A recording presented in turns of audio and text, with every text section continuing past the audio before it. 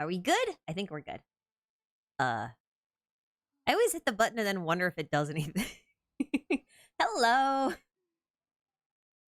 Um, Hello, are we live?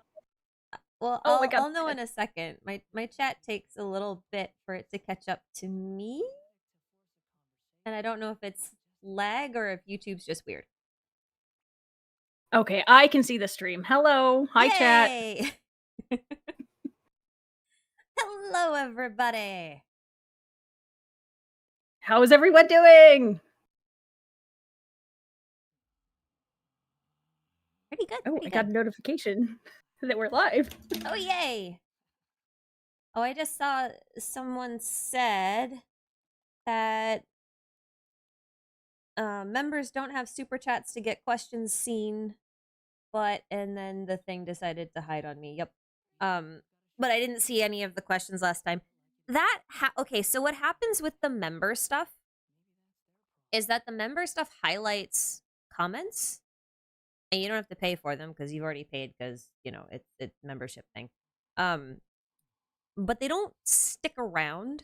So like if I don't see it like right when it happens and the chat continues to scroll, like it doesn't live anywhere for me to go back and see it unless I know to scroll all the way back up. So it's kind of not the best system, and I don't really know what to do about it. It's something I gotta work on. So I'm sorry if I missed your questions when you did that, but like I gotta figure out what's going on with it because I honestly don't know. There's got to be a better system. Oh, you watched Kaya's Angels. Great. Awesome. Awesome. Don't get me Awesome. started on how Kaey is the most perfect angel of all. Rooze, you weren't here. Oh, by the way, yes. So if you saw the thumbnail and you saw the title, Roozevelt is here. And if you don't Oh, yes, hi, that's me. Yeah. If you don't know who Roosevelt is, then I should have put a link to your channel in the description. I'll do that. Well, I can introduce myself. Hi, I'm Roosevelt. I'm 19 and I never learned how to read. Just kidding. I have a YouTube channel. I also do lore. Well, it's lore quotation marks. It's always I get very creative. It's lore quotation marks over here too. Like it's it's brain rot but structured. It's structured brain rot. Hey, you can see Dragon Spine from here. Look at that. Ooh. It is so far away.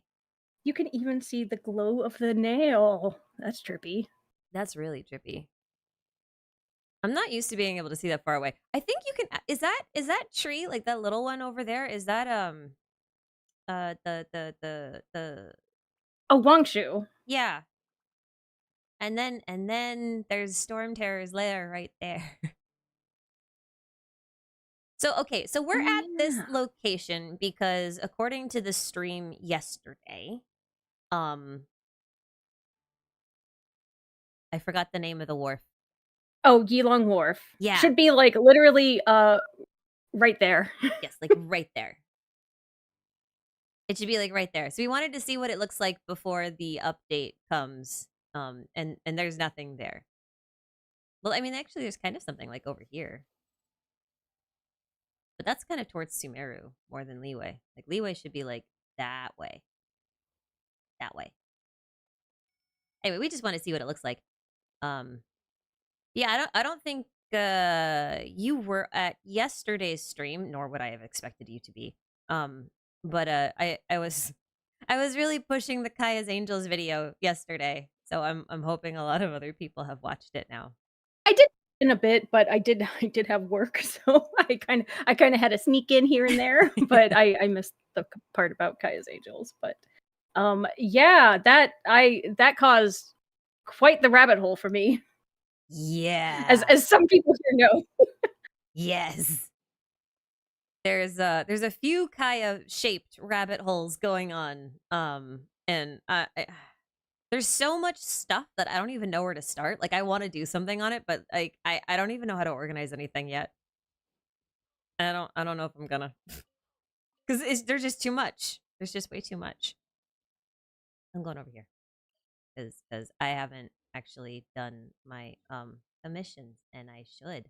So If you want to follow me around, you can, but it's not like we have proximity chat, so you don't have to. I can try and keep up, I think. I'm not the fastest, and also I don't know if it's my old iPad or my internet. I'm my lag times are my load times are not great. I will try not to warp much then. I will try not to warp much. Oh no, it's okay. You can zoom around. Kaya's Angels, is there a lore video I need to watch? Yeah, okay, so if you guys weren't on the stream yesterday or you missed it, which is totally understandable, like who has time to watch me talk for like 3 hours about something completely inconsequential. But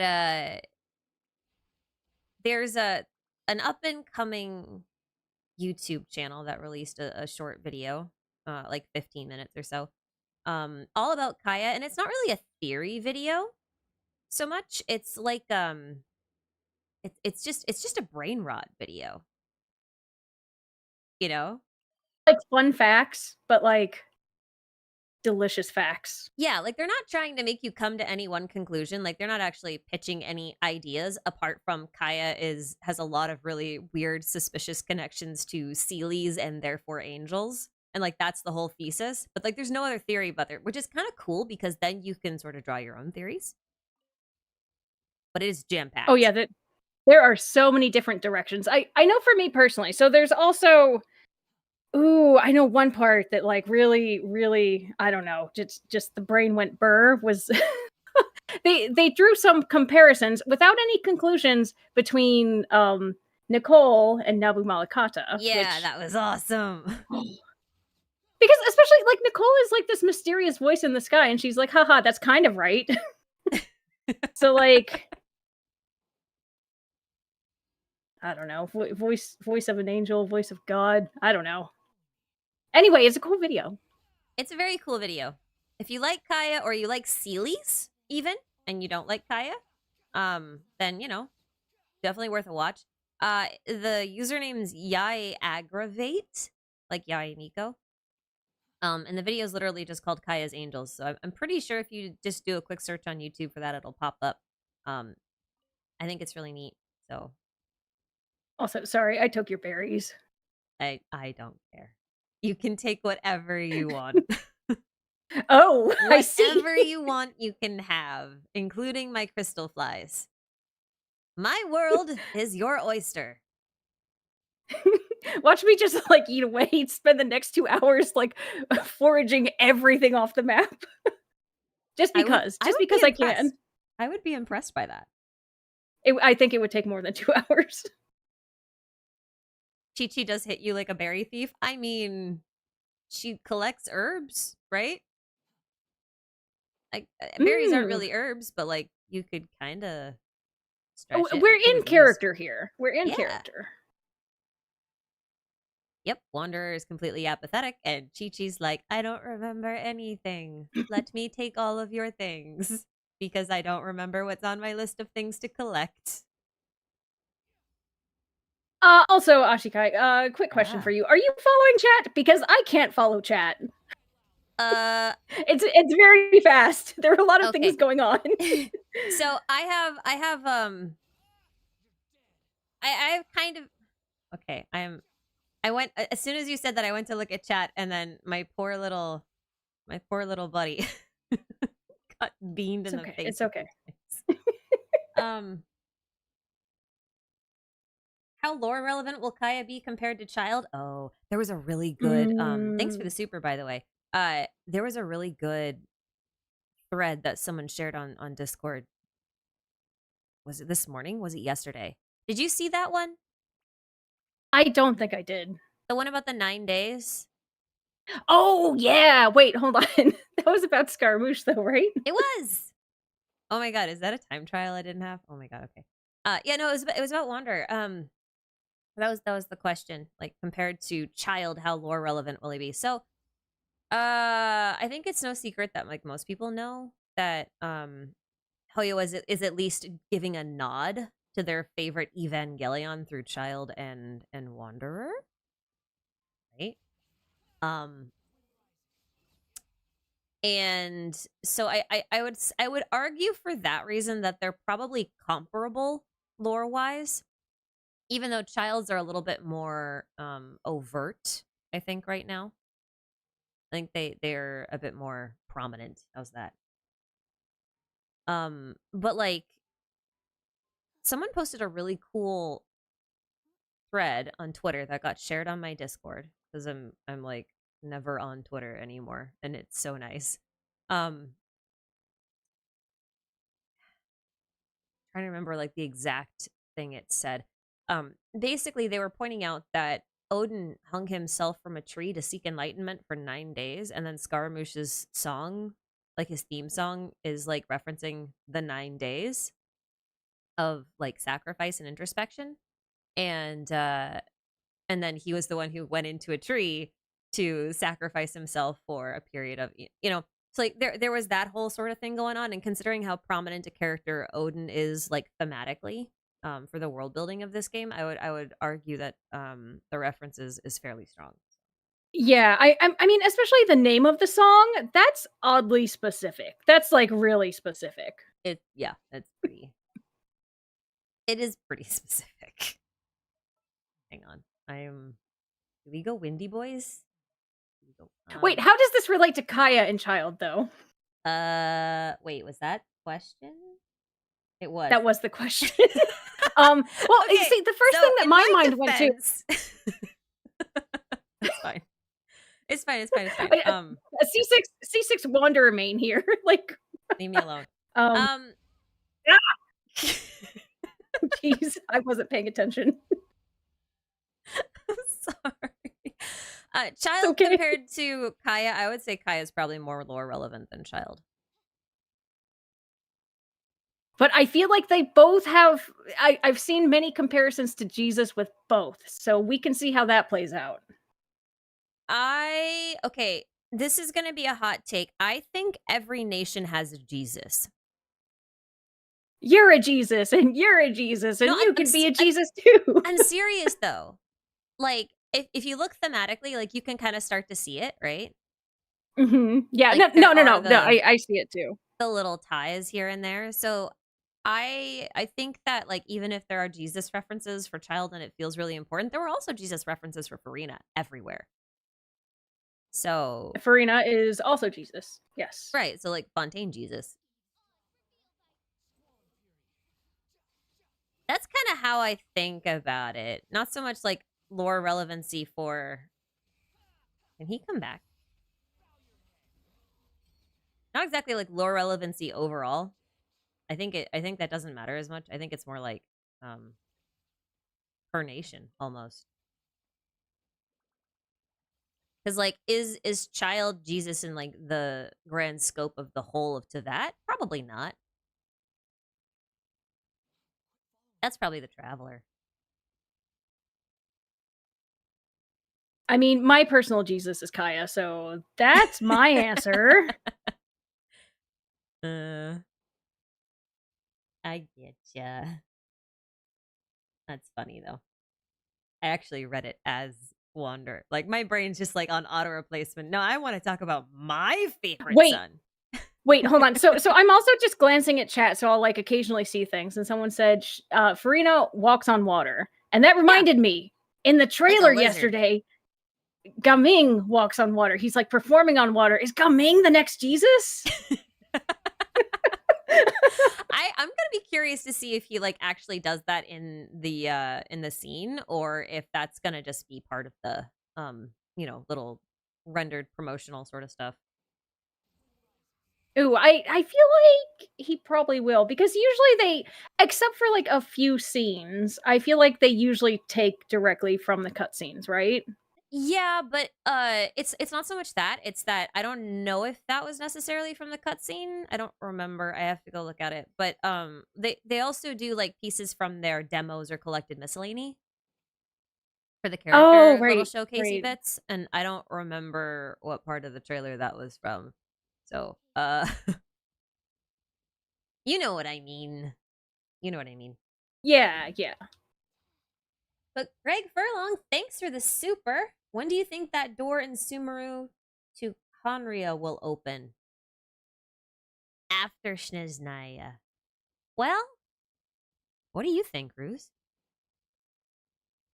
Ooh, okay, so a part of me thinks that that door might never open, but there might be other doors. That one feels like a side entrance.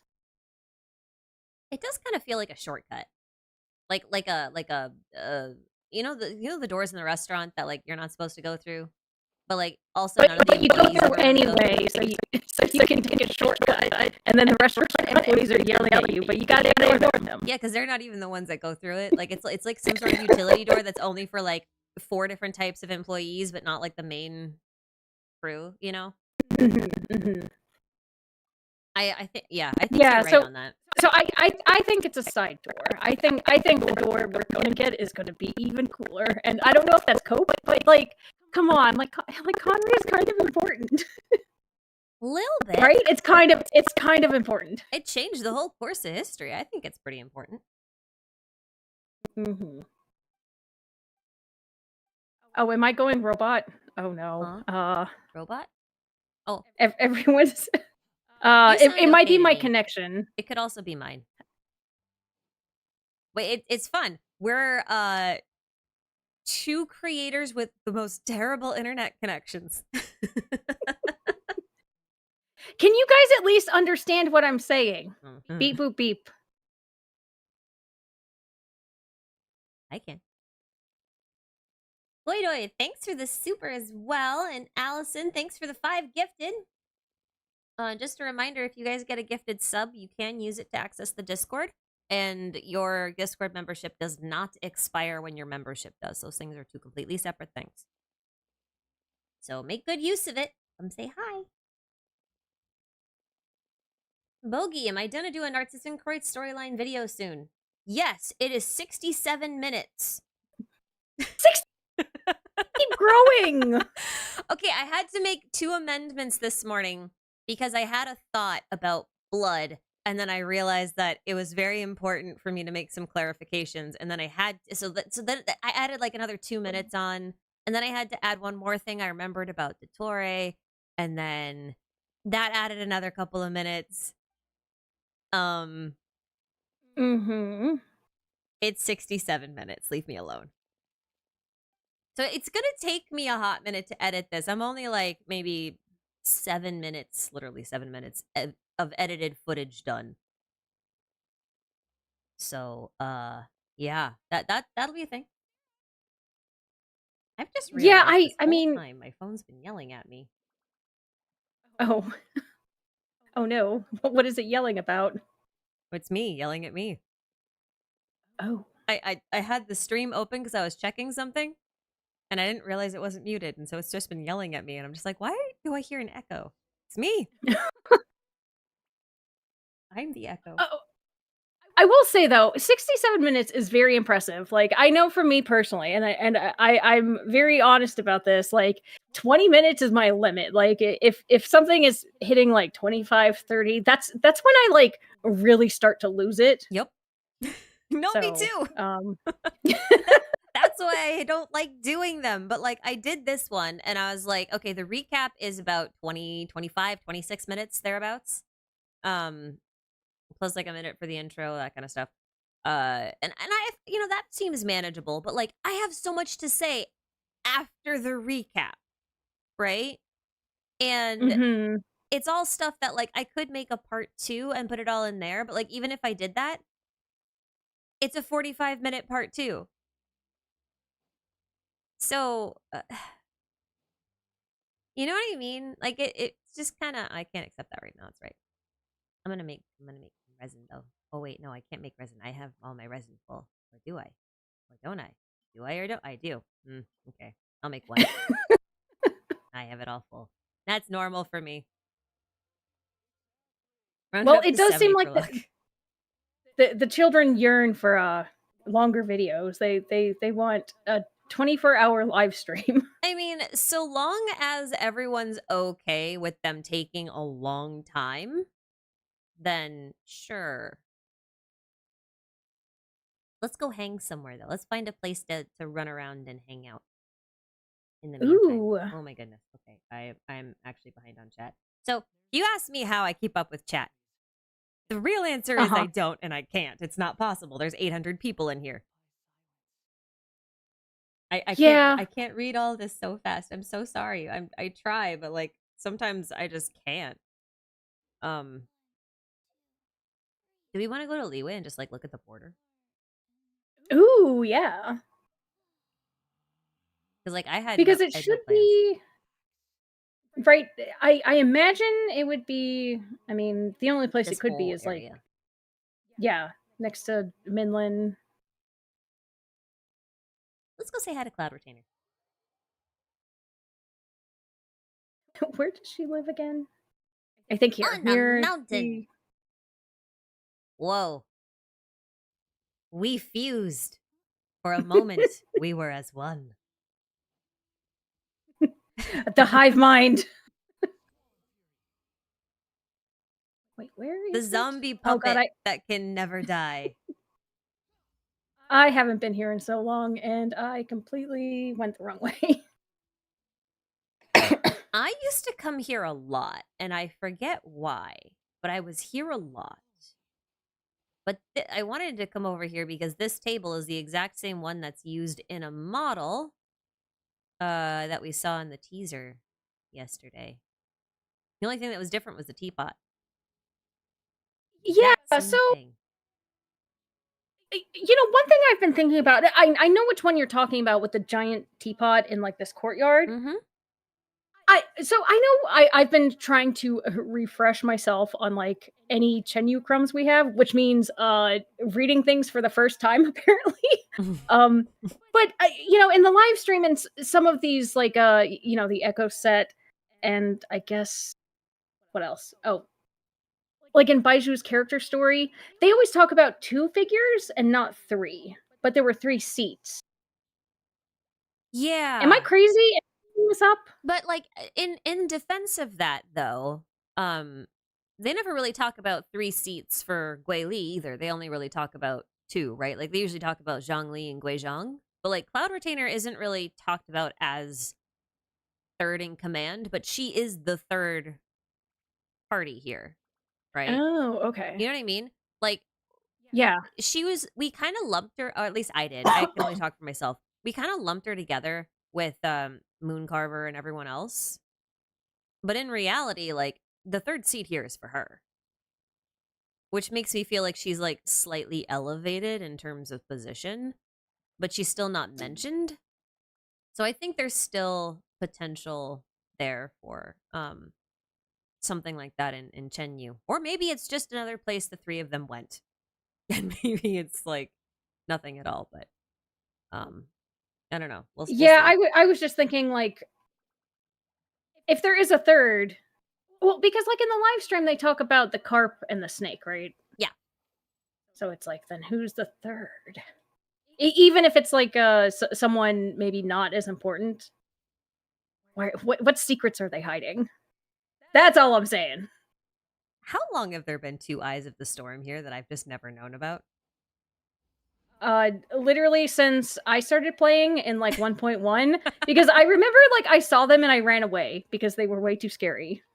I might have known that and just forgotten. Probably there was like a luxurious chest here too. That doesn't mean anything to me. Well, like it just doesn't. Whoops. Wanderer soloing. Well, I mean, he Store. can't do Let's go. anything. Wait, where are they? He can't do anything at all. My official's not built for this. It's okay. They're She's going down. ungilded. Not gilded. No, sorry, not gilded. The other one. Golden Troop. That one. Yeah, the other GT. Well, the other, I guess gilded isn't GT, but you know, you know what I mean. Mm-hmm. This is where Chenyu Vale will be. You can kind of see some parts of what might be it eventually. Oh. They were kind of working on it. Sorta. It is interesting though because I feel like the mountains in Chenyu are more like Midland Mountains, like very, very pointy and sticky. Yeah. That's Yeah. those were like the worst adjectives I could use. They're Like columns. I get it. Yeah. columns. I They're know what you meant. columns. But Kong, these are thank just you for the very super chat. generic. Do Archons know that they possess stolen elemental authority within them? It only makes sense to return it if they are against Celestia. Also, hello. Hi. I think they Hello. do. I think they know it's stolen. I feel like it'd be weirder if they didn't know it was stolen. Right? Well, Focalor knew it was stolen. Yeah. And she's like a second gen. And Zhongli definitely knows it was stolen. Yeah. I don't think he ever says that, but I know he knows. Venti probably knows. And I'm tired of his secrets. Yeah, Venti also definitely knows. Sorry, guys. For those who don't know me, it's not that I hate Zhongli. It's more like I'm very. What is the word? Not frustrated. No, you can say frustrated. It's fine.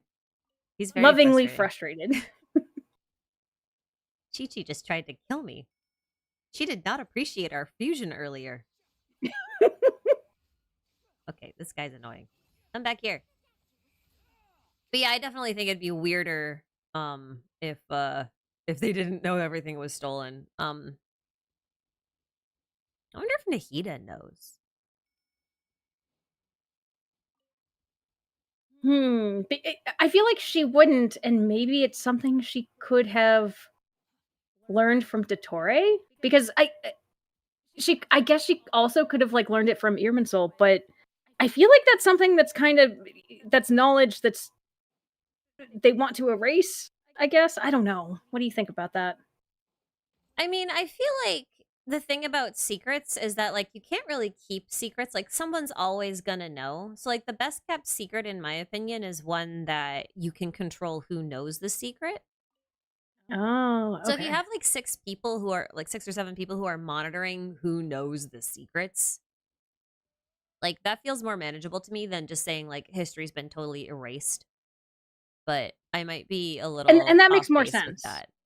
I don't know. No, I think that makes more sense because the knowledge is still around in some forms. Yeah, but like, it's just very controlled. Yeah. And maybe they think it's more dangerous for them not to know than to know. Like if they know, maybe they're just filled with so much guilt they don't do anything.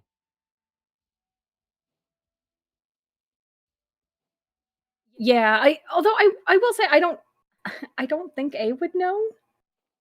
Oh, I agree with you. I agree with you on that one. Yeah, so everyone knows except for her. Yeah. That would actually be kind of funny. But like she also wasn't an Archon, so like she wouldn't have been the one who was presented with that information to start with, right? Right. So right. I mean that would check out. That would make sense.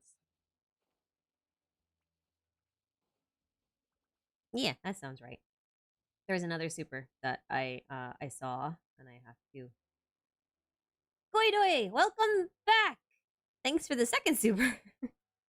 How do you guys feel that Xianyan has a vision? Does that change the timeline or that it lines up with the lore in terms of how old visions are?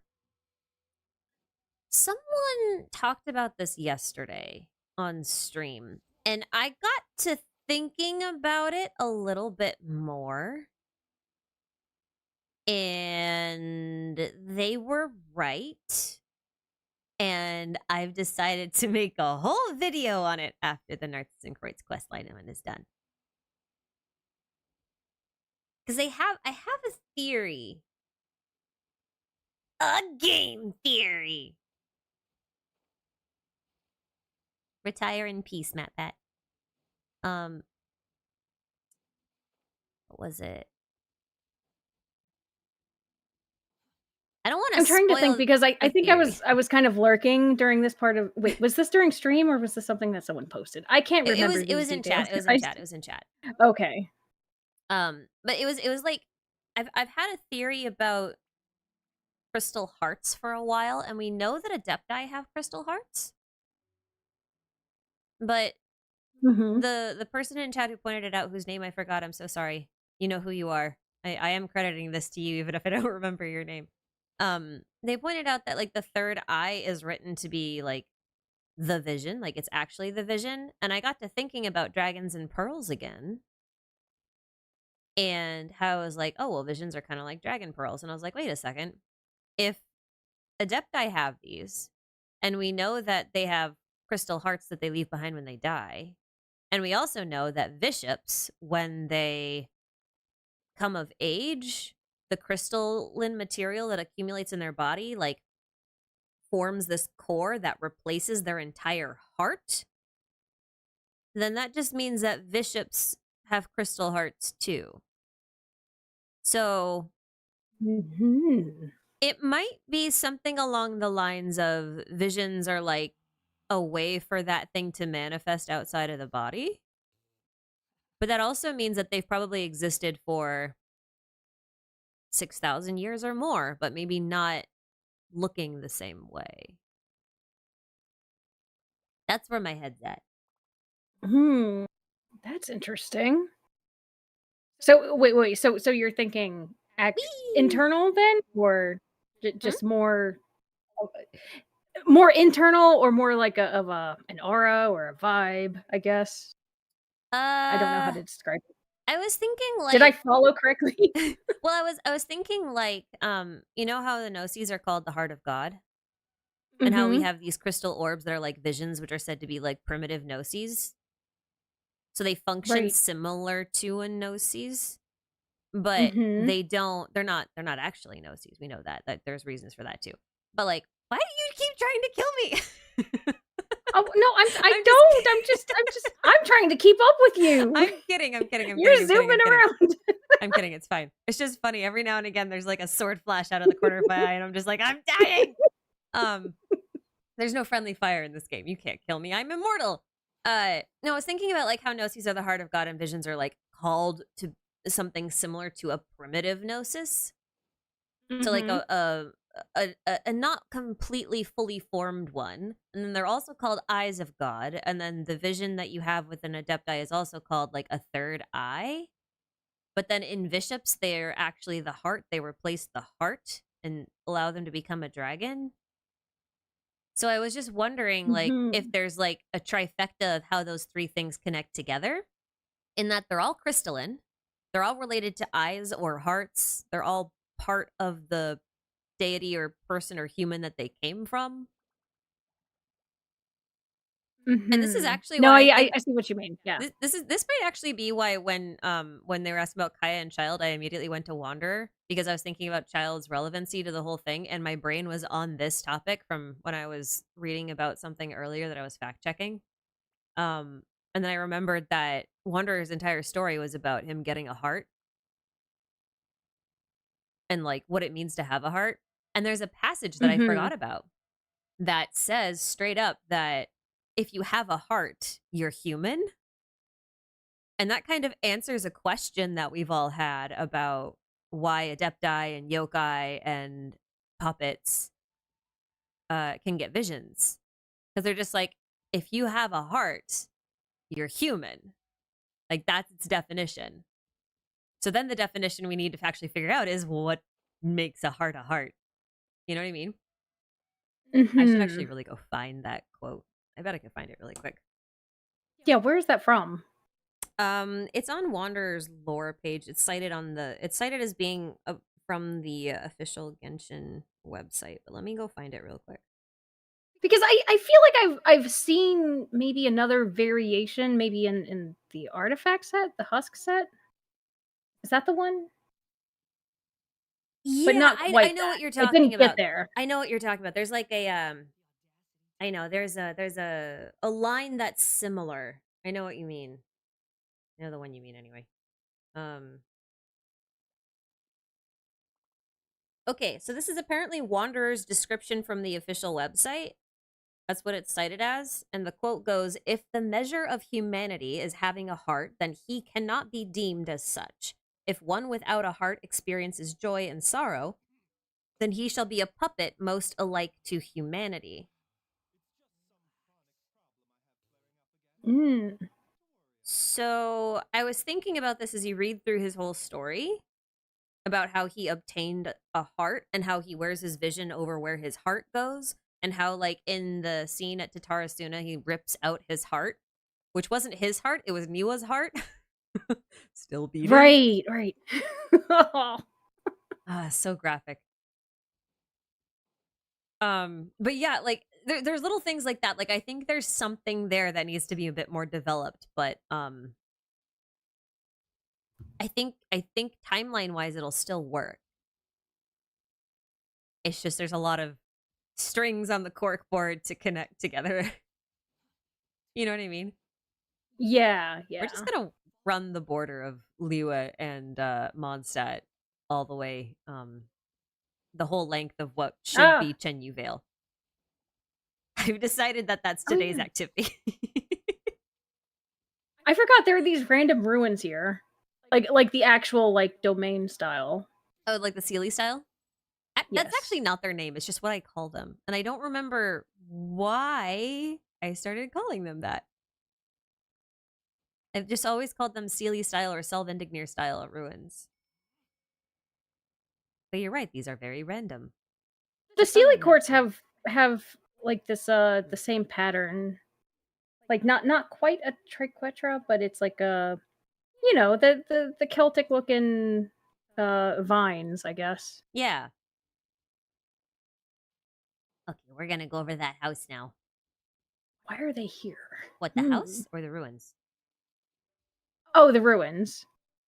Because they seem just very out of place, right? A little bit.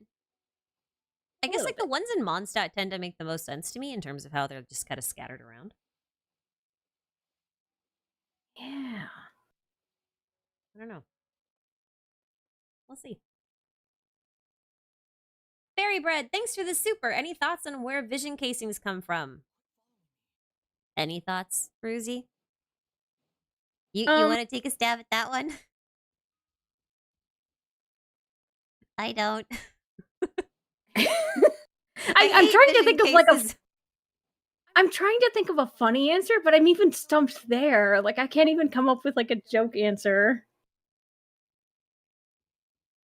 Because it would make more sense if it were just like a crystal, right? But then why this elaborate like nation specific casing? Yeah. That looks to be metal? Yeah, that's the thing. And how come like one of them is gold and the rest are silver? Wait, no, that's not right. One of them is like a different color, but I forget which one it is. This one's bronze. This one's bronze. I swear one of them is like not bronze. But I could just be not remembering correctly. Because I swear there is one that's not bronze. But maybe not. In the character selection menu, they're all silver. Yeah, well, that's because they're flat icons. But like, I vaguely remember them as like one of them being Snezhnayas are silver. That's what it is. Wait. Yeah. They're silver. They're not bronze. Wait, really? Yeah. Yeah, child. Child's is I'm gonna do a crotch shot here. Okay. No, for a moment I was thinking like, yeah, the delusions are silver, but yeah, they're silver too. Yeah. Huh. Yeah, but like we've seen Arlecchinos now too, so we know it's not a child only thing. Arlecchino has the silver one too. Oh, right. Yeah. So Hmm. I don't know why that is, but that's also another reason why I hate vision casings. Visions are confusing enough. The casings make it worse. I hate it. Hey, let's simplify this and start from the basics. They're not gold. What can we say about gold? I don't like it. I'm joking. I don't like it.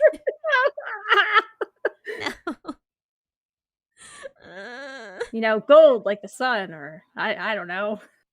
Maybe that's telling I us have no that idea. The Saritsa is very moon based because not gold like sun, then silver like moon. Yes. Maybe. Is it kind of pointless to climb this mountain? Probably. I don't think You can't there's go around it though. You gotta go over it. Oh, I mean, you can kind of go around it, but then if you try and jump into the hole, there's, like, a barrier. I also remember that from my early days. Yeah, that's the most annoying thing. They could at least make this whole mountain traversable instead of just half of it. Remember that there was like that vertical barrier, right? The one over the roof or Uh, something? yeah, it's like a little bubble. Yeah, that one. That thing was cool. Faded, thanks for the super. Which darshan would you to attend in the academia? Oh, what darshan would I be? Ooh. Hmm. Which one do I I would be want to the pe be, or which one would I actually be? Ooh. That's a good question. Let's do both. What one would you want to be? I would want to be in Spantamad. That's the peacock one, right? Yes, I should have guessed that. Yeah. I mean, resident Kaya fan over here. Of It's a peacock. course, you're gonna join the Peacock. Or maybe the Ratahoist, just because, stars are pretty. I like stars. I think I would actually realistically end up in Kasharawar. But I think I would probably want to end up in Vahumana. But I actually don't have a lot of patience. This is gonna sound so weird for someone who just wrote a 67-minute video. I don't have the patience to write like scholarly dissertations. Like I legit don't, and I won't do it. Um Oh, wait, also, am I too quiet or too loud? I can move my mic closer to my face. you sound okay to me, but what I hear is probably not Okay. the same thing as what everyone else hears. It's a good question. Okay, it's good. It's good. Is that a sunbeam? Or is that the barrier? I think it's a sunbeam. I will forever climb Ooh. this. How tall is this freaking mountain? Jesus. Star Mercenary, thanks for the super. How do you think the Archons would react if they found out the Traveler went to Enkanamiya and read before Sun and Moon? I think I've answered this once before. But essentially my answer is I don't think they care. I don't think the reading of the book was actually a problem. That's a hot take. We made it! Ooh. We did it! Wait, what do you mean? Because hmm. Wait, what do you mean? That is What do best. you mean? Okay, so here's my rationale. Look at all the places that Chen should be. I cannot wait. Give me new life. Oh, hey, you can cut. This is the other side of the wharf. You see it? Oh, This is the other side. cool. Okay, so here's what I mean with the book thing. Judging by the timeline, Orobashi should have returned to the surface, still during the Archon War, and the decree at that point was that everyone had to kill each other, basically, right? Like it Mhm. was survival of the fittest. Only one god per region survives, with some odd exceptions. Oh yeah, this is the barrier. This is the wind barrier. That's what the little glowy thingy is. So when he returns to the surface, I think he already knew he had to die because it was still Archon War and it had already been decreed. So I don't think it was actually something that was decreed on him specifically. I think the book was more of a thing that created his animosity. Like he read it and it was a forbidden book and he shouldn't have read it. but I don't think it's something that Oh. was what condemned him to death, because I think he was already supposed to die. He just bargained against his will, because like I of course he doesn't want to die, but like I think he bargained for more time to settle his people, and then he's like, and then I will go willingly, and then he staged a coup against the shogunate and called it a day. Right, right. So I think that's why nothing happens when we find the book, why the book was never destroyed. I think that the book might have been a source for him to have all of that resentment, because he probably Hmm. was not only resentful for the heavens for, condemning him and all of his kin to death, but also because they lied to him and everyone else. Yeah, so yeah, I see what you're saying because I feel like was it Oathsworn Eye? Hmm. It really heavily implies that he knew that like he was going to die. Yeah. But I guess the only well, I don't know if this is confusing, but um the fact that in I forget which other book it was in the Chronicles, but like the riddle about the father who has the 60 children, it specifically says that Orobashi like banned this from like being told. So I'm wondering if there's a reason why he banned it? Like going along the lines of like I think it's a if it wasn't precaution, okay. right? Like I feel like if you read something and it's like this history, like it can cause a lot of chaos if he's trying to create a new society of people who want to coexist with the shogunate, who are part of the regime of Celestia. Then he should not have a book that is very anti-Celestia, you know, circulating, because that will sow strife and it could lead to war, which means that they're no longer peaceful, right? That's kind of how I Right, read it. right. Well, that's not how I read it initially. How I read it initially is basically how you would assume. Like, oh yeah, he read a book. And Celestia was like, "You shouldn't read this book," and then they Where the knowledge smacked itself is him down. actually dangerous. Yes, Yeah. yeah, that's how I read it initially. But like with all of Mhm. our new information, now I'm looking at it like, is that really what it was? I'm second guessing everything, which is probably not a great thing. I like mini Zhangli. He's so fun. He's little. I Little. it's I guess Mm. I haven't really thought about it, but I guess I it makes sense in the context of this discussion about like, oh, why the heavenly principles didn't do anything with Fontaine, like, right? Sorry, I'm focusing on yeah. these chilies right now. I got to get them We all. gotta get the peppers. Um yeah, well, I mean, like if you read the Wind Glider lore, I say if, I know you read them.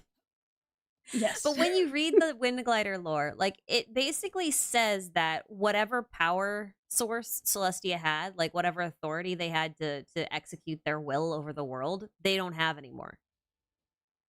So I'm Right, gonna yeah. assume that not only like are there not only are there our surveillance systems probably down, I will assume that, most every other system is down. Like, I don't think they have the ability to repair anything that happens in the sky. I don't think they have the ability to throw down more celestial nails. I think that's why it's pretty safe for us to kind of just like meander, is because they can't do shit. That's kind of my take. Mhm. It's like being in a spaceship and like you don't have windows, you just have monitors, but all of your cameras are down. Yeah, because they would definitely know about our presence because I mean, the sustainer literally trapped us here? Theoretically, yeah. Not theoretically. I mean, technically, that one.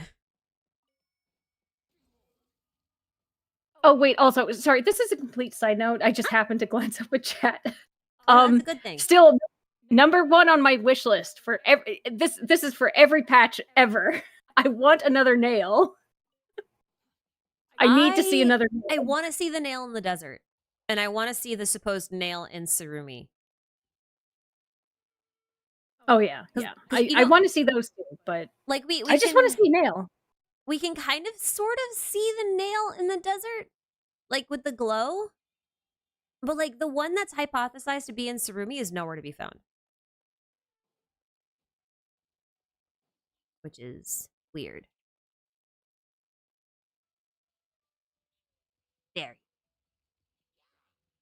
Yeah, so I wonder if Fontaine will have some nail. I mean, I guess with the next patch. Well, if it's in Chenyu Vale, I don't know if we'll see a celestial nail, will we? Because if we're doing like a one nail per region, I guess we could. Well, but I see nail in Fontaine. I mean, the chasm is technically its own area. Oh, and it is a true. border area, right? Like it's on the border of. Huh. Sorry, now that I say that out loud, I'm like, wait a second, are all of the nails on border areas? They are, aren't they? Chasm is the border between Liyue and Sumeru. Dragonspine is like on the edge of Mondstadt. The one that's supposedly in the desert. Well, I guess that's not as far as you go up in the desert. So maybe not. Maybe that one's like the outlier. I was just thinking, like, if you were to stitch a bunch of lands together and you kind of like put a needle in each one, like a pin in it, stuck a pin in it, stitch the fabric of reality together with celestial pins. Actually, I feel like maybe given a bit more time, I could argue that Hadramaveth is more of a border because you really sort of, lose the Deshret. Evidence of Deshret kind of disappears I guess when you that's go true into because that is Pari Imperial land, isn't it? And Pari are like half Fontaine, half Sumeru, so you could argue that. Yeah, it's more like a sort of no man's land. The greater right? Fontaine, greater Sumeru desert area. Mm-hmm. Well, in that case, then like you could have one in Chenyu. There's no reason why you couldn't. In fact, maybe it's the ideal candidate. Maybe that's why we have a thingy in there that's very Enkanomiya-ish. Whoa! I haven't gotten a random. Are you freaking serious? You want me to go all the way up there for a random encounter? You all the way up there. Well, okay, I'll do it. I'll do it just because you're doing it. Let's see if I have stamina for this. I've forgotten what it's like to have to climb everywhere. Because like the new regions, you don't have to climb very far. Hello! I don't wanna. I owe you nothing! Keep up, and they're all dead by the time I get there. I'm sorry. It's just like, ooh, free drops. I'm sorry. Oh, no. It's great for me because then I don't have to worry about dying. That was like one of my number one fears for the stream, guys. I was like, oh, I'm going to embarrass myself on stream dying all the time. I mean, you're literally playing as the two strongest healers in the game. You underestimate my skill for dying. It's okay. No one expects anything, right? It's more entertaining if we die. Oh, I guess that's true. Whee! Oh, Spike Bebop, thanks for the super. Wow. Are you worried that Hoyu will cram the remaining harbingers in the cryo region and not be able to flesh them out? A little. A little. What do you think? I think it's a possibility. I certainly hope they don't. But because let's see. Okay, the way I was doing my math, I was just like, okay, we need 2 harbingers per region, and I was convinced we were gonna have Sandrone and Arlecchino for Fontaine, if not also Columbina. We only got Arlecchino. Like she's it. Child doesn't count because he's already been introduced. Okay, so that's why I'm not mentioning him. But like that's kind of weird if you think about it. That we only got 1. Whee! I mean, they could. Sorry, I stole the apples. It's okay. The star fruit. This is the primordial one in his 4 shades. No.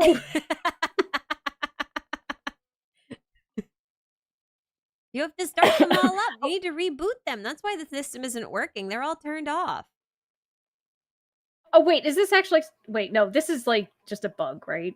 That the start thing still is there? Yeah. Yeah. Yeah. They don't Okay. actually do anything anymore.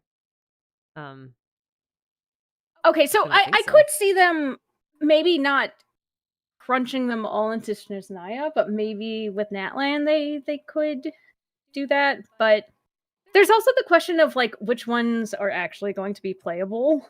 So There's that. I think that might be the bigger question. Because, like, if they make all of them playable, then I'm going to be a little bit worried about them cramming them all into one region or even two. But if they kill a couple of them off, I'm less worried. You know? I'm more worried for the mains of those dead harbingers, though. Like, if Capitano dies, like, Capitano mains are going to be suffering. Yeah. I mean, I agree.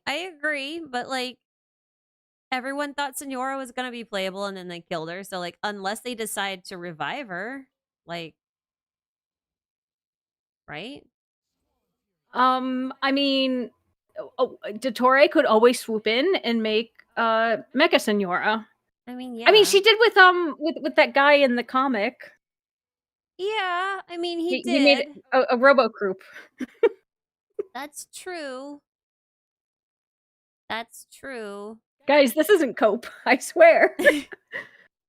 It's just one of those things where I'm like, when people are saying, "Oh, Dottore gonna be playable. He's got a playable model," and I'm like, "Yeah, I agree." But on the other hand, I'm also like half in the camp of I think Dottore is actually the real endgame boss, and not Piero. But you know, I'm at the Dawn Winery, by the way.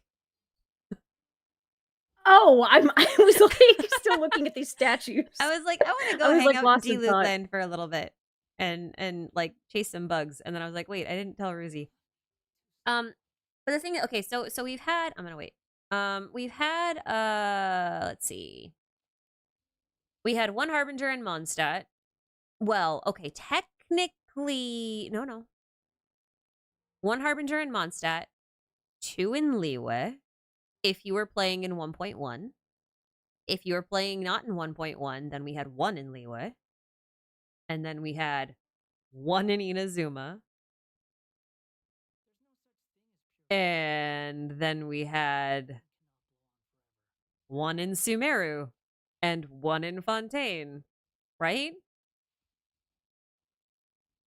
Like, I know Senora shows up in 3 different nations. Like, that's fine. But, like, there was only one new Harbinger introduced in each of those nations. Which means that they're going to do one Harbinger per nation.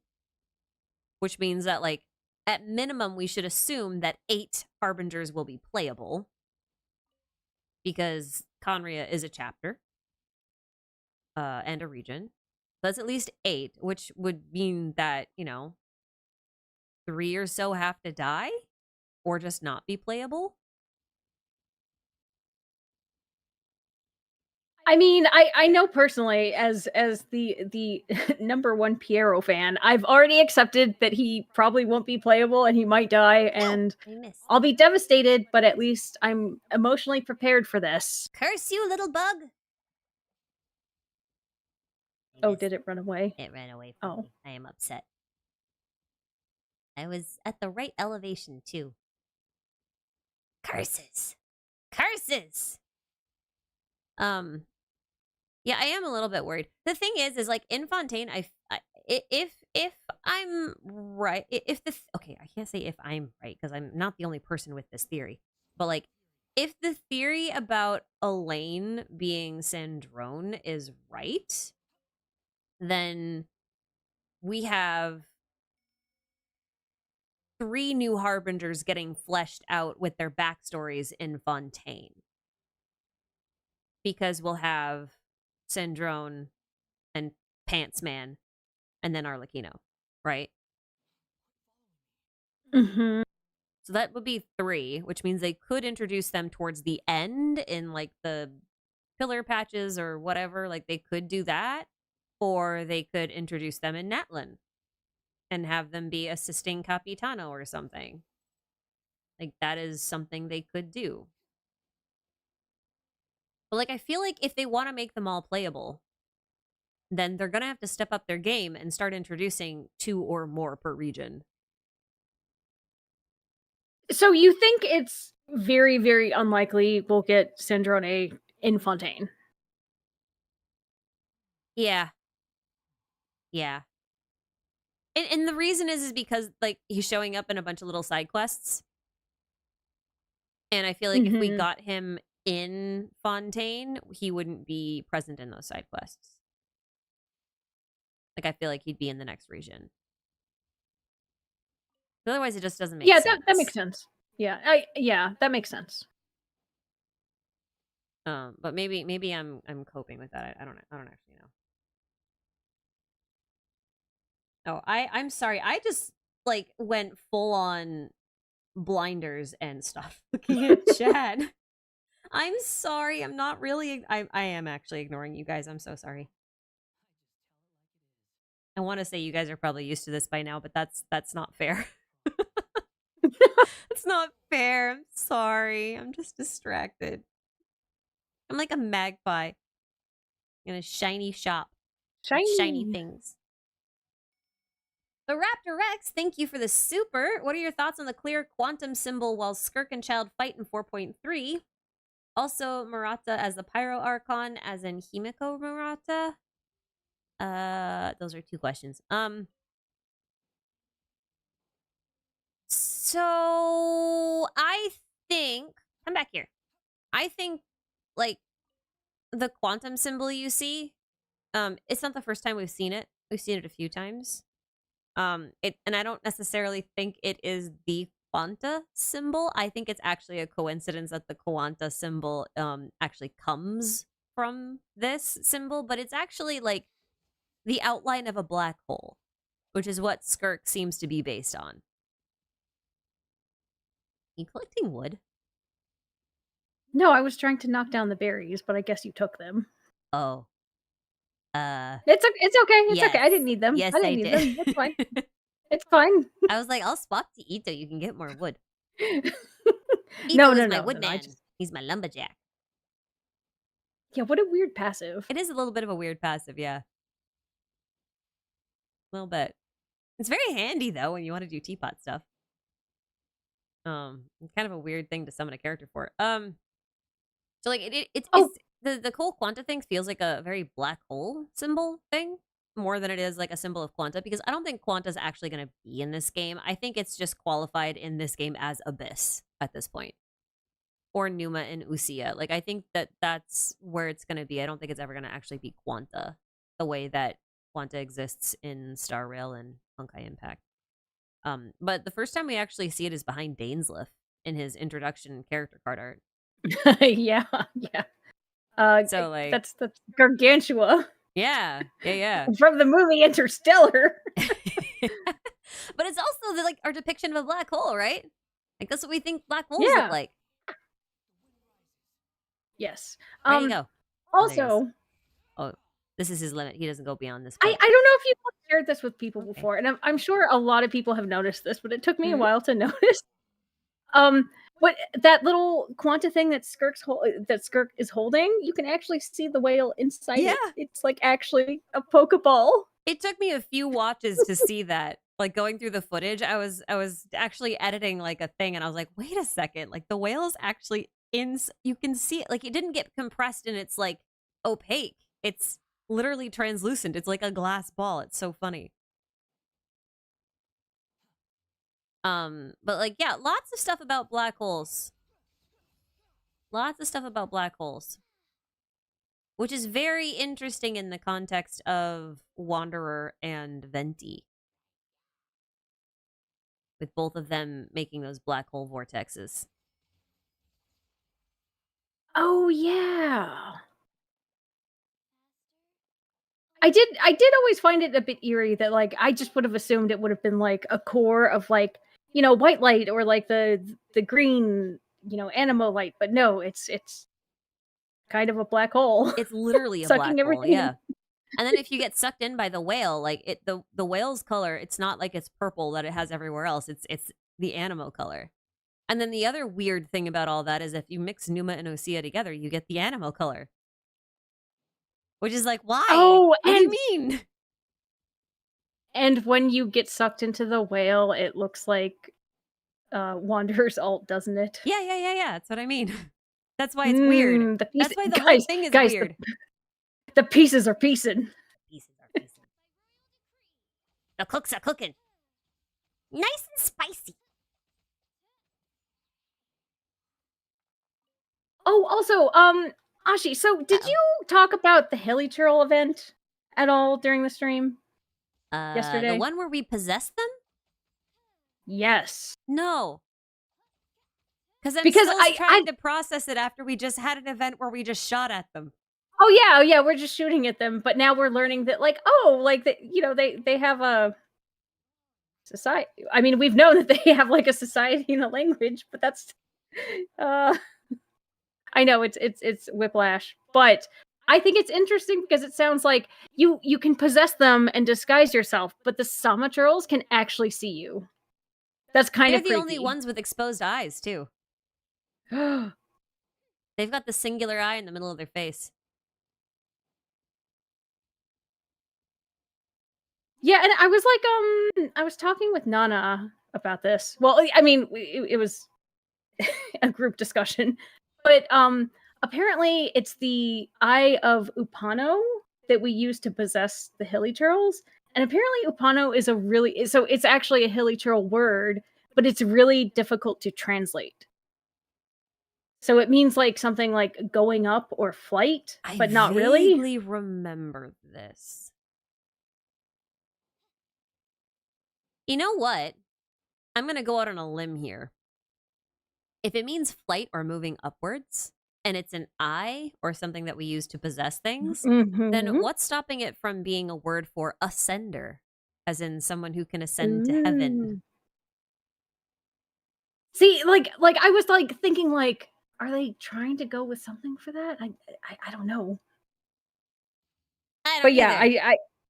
I feel like that's going to be like a very overlooked event, maybe. They always lore are. wise. Those little random ones always have like that one nugget of lore that you're just like, what? You put that here? I'm not recording anything right now. Yodala, Mibuheya. I'm still waiting for the time. I can't do this. I'm still waiting for the day where Genshin hits peak Star Trek and people start going to conventions and talking in Hilichurlian. I'm still waiting for that. That's gonna happen one day. You'll see. It's gonna be wild. Do we actually have like scholars in Hilichurlian? I mean not like Elon Musk. I mean like actual people who have remembered or like studied Hilichurlian. I mean, obviously there must be, because there's like entire like page on it on that Genshin wiki. I mean, I would assume so. Like I remember when Mimi Tomo was around, like there was a lot of people who were translating and analyzing, and that was like the peak era of Hilichurlian on Reddit. That much I remember. But then we never got anything else after that, so it kind of died out. Well, maybe this event will be a reawakening. Mimi Tomo too! Oh, it's Kaeya. Yeah. I thought it was kind of weird that I've been wandering around as Wanderer when you're here. I was just like, I should dress appropriately for my guest. I'm actually dressed appropriately twice. I mean, I was thinking about running around as Kaeya, but then I didn't want to actually accidentally die as him. I was like, oh, that'd be so embarrassing. You won't. All the girls are watching. You won't. Don't worry about it. I saw one question. Jeppy asks, what do you think about Capitano being Nibelung and that they went to Natlan to get the dragons to turn against the Archon? And then I gotta scroll up and find the super chats that I missed because I was distracted again. So I have thoughts about Capitano, which are superficially different, but you could make a connection to that. Oh, um that wasn't the no, answer I was like expecting. oh no, so in one of my videos I like literally just said this like as like a throwaway thing, but like and this is like a Full Metal Alchemist thing where like imagine Capitano is just like a ghost in armor and he's actually the third descender. So they're going to Natlan to get all the Gnosis to resurrect his body.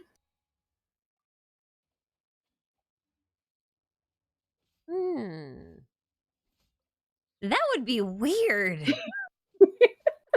I know Not it in a was just bad kind of way, like but like guys, I'm kind of joking, but am I? We'll never know. that would be If I'm kind of right, wild, though. if I'm right, I wasn't joking.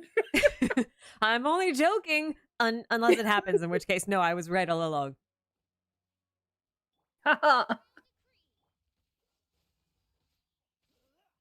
I'm back here. Oh, I'm stuck. Yeah, so I mean, stuck. I guess if you're a part of like Nibelung being a descender, you could say like, yeah, that's basically the same thing, but I don't know how I feel about that theory currently. About it, I'm very Nibelung neutral. Descender. I'm neutral. I'm very neutral. To be fair, I'm currently experimenting with the King Ermin was actually from Conria, and he found a way to rewrite Irminsul and went back in time to become the primordial one. And so none of the events that we know of are real. I'm currently on that kind of a crack train. So like, hold up. Wait, no. You say this as if this is the craziest thing I've heard. No, it's probably not. No, I know. But like, I was thinking about that recently, about it being a possibility that like, well, what if like this isn't the first, like if like the whole Irminsul thing for the English community isn't just like the translation team trying to be clever again, but like they're trying to do a thing like they did with the Gnosis and the Gnostic Chorus and stuff, and give us a reference to something that other languages don't have, which is something that they did with the developers' blessings. So I was wondering if it was something like that, and that was like a hint that other languages don't have. And if that was the case, then like, okay, so I was trying to connect Deshret to Ermin like forever ago, and I've kind of sort of abandoned that now. But like the crack in me is just like, well, what happens if like Deshret was Ermin and he did found an underground kingdom that took the symbol of the Black Star, and then what happens if he's also a reference to Samael, which is something else I was trying to prove. Because Samael was the one who planted the tree of knowledge. But like timeline-wise, that makes no sense, right? Because he would have had to have planted Irminsul. But he didn't. But if Deshret was like, I don't know, like there's like a whole time paradox that happens. Like you can kind of make it work, but it involves a time loop, and I hate time loops. So like I'm not really trying to entertain it too much. But like it's still there lingering in the back of my mind.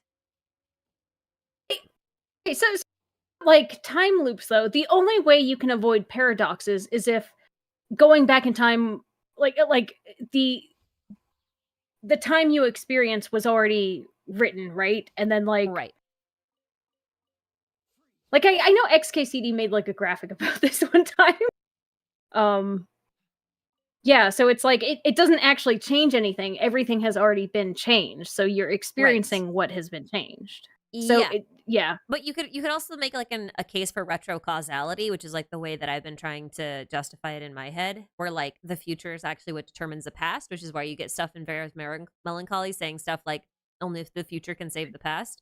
Then it's like retro causality. Yeah. So like the train crashed, but you know, a deer on the tracks didn't cause the train to crash.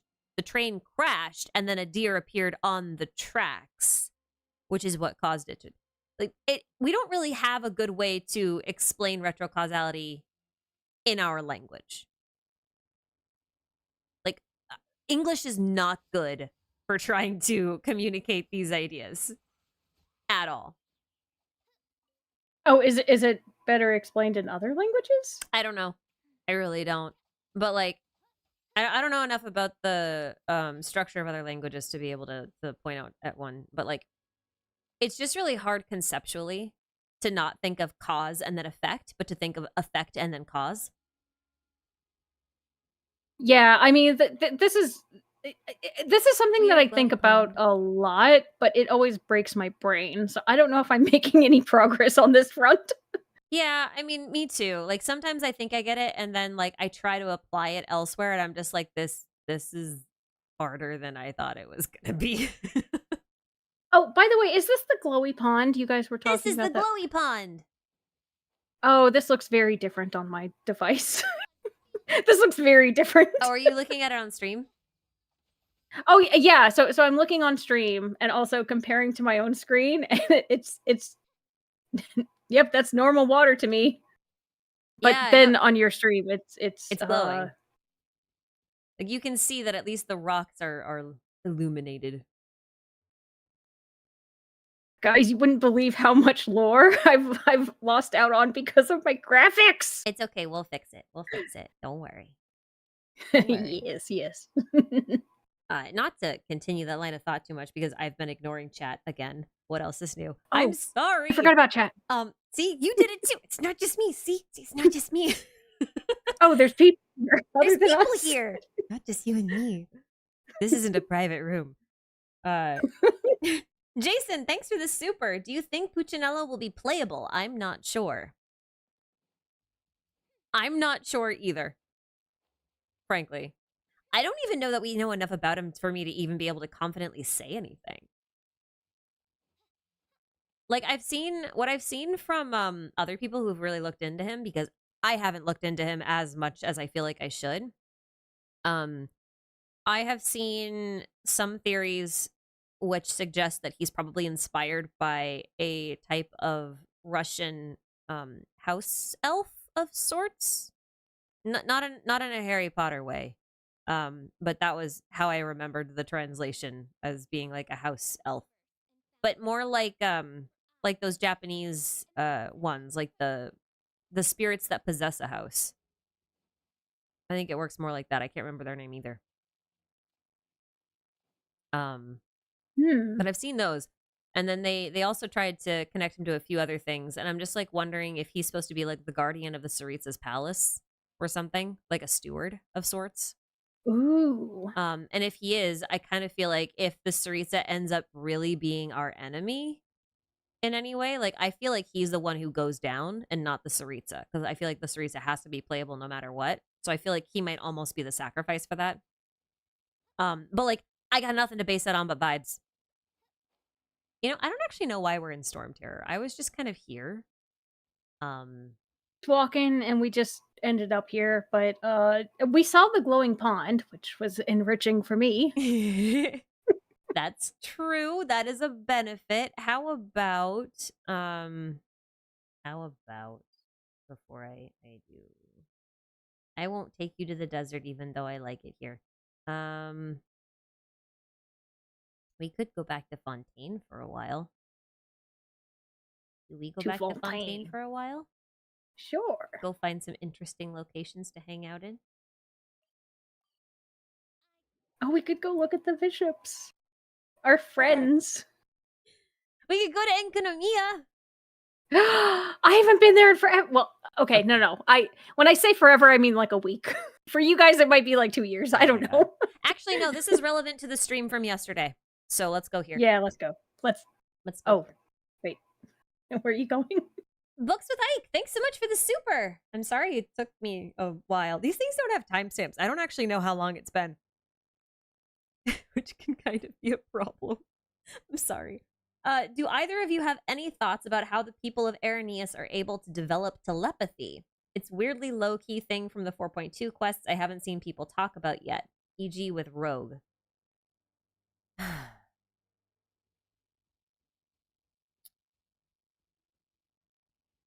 I don't know, actually, if there's any lore about it.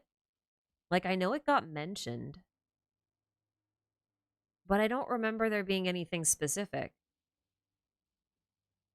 I either, but I think this is one of those situations where I feel like I'm still catching up on like actually digesting a lot of the quests. Like I've done a lot of the quests, but I need to reread them to actually understand them. Yeah, that's I'm a little bit fair. slow on things, so guys, I don't know how to read. No, there are times where I think I have a good grasp on something, and then I do my recaps, and then I'm like, I did not have a good grasp on this. That happens a lot. So I hear you. Yeah, Trying to so get I these. don't have a good answer for that question either. But maybe in the future I might. Maybe we'll come up with something. I'm trying to think about like what Irenaeus lore I know, like historically, that would lead to something like that, and I don't know that I know of any. It might be like an isolated incident.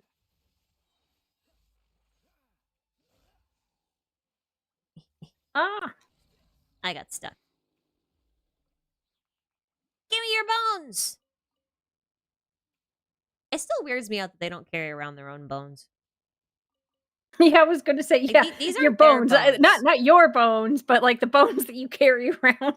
Yeah, these aren't like their bones. These are bones that they carry around that came from someone else. This thing. Hello, suspicious little rotaty boot. Um,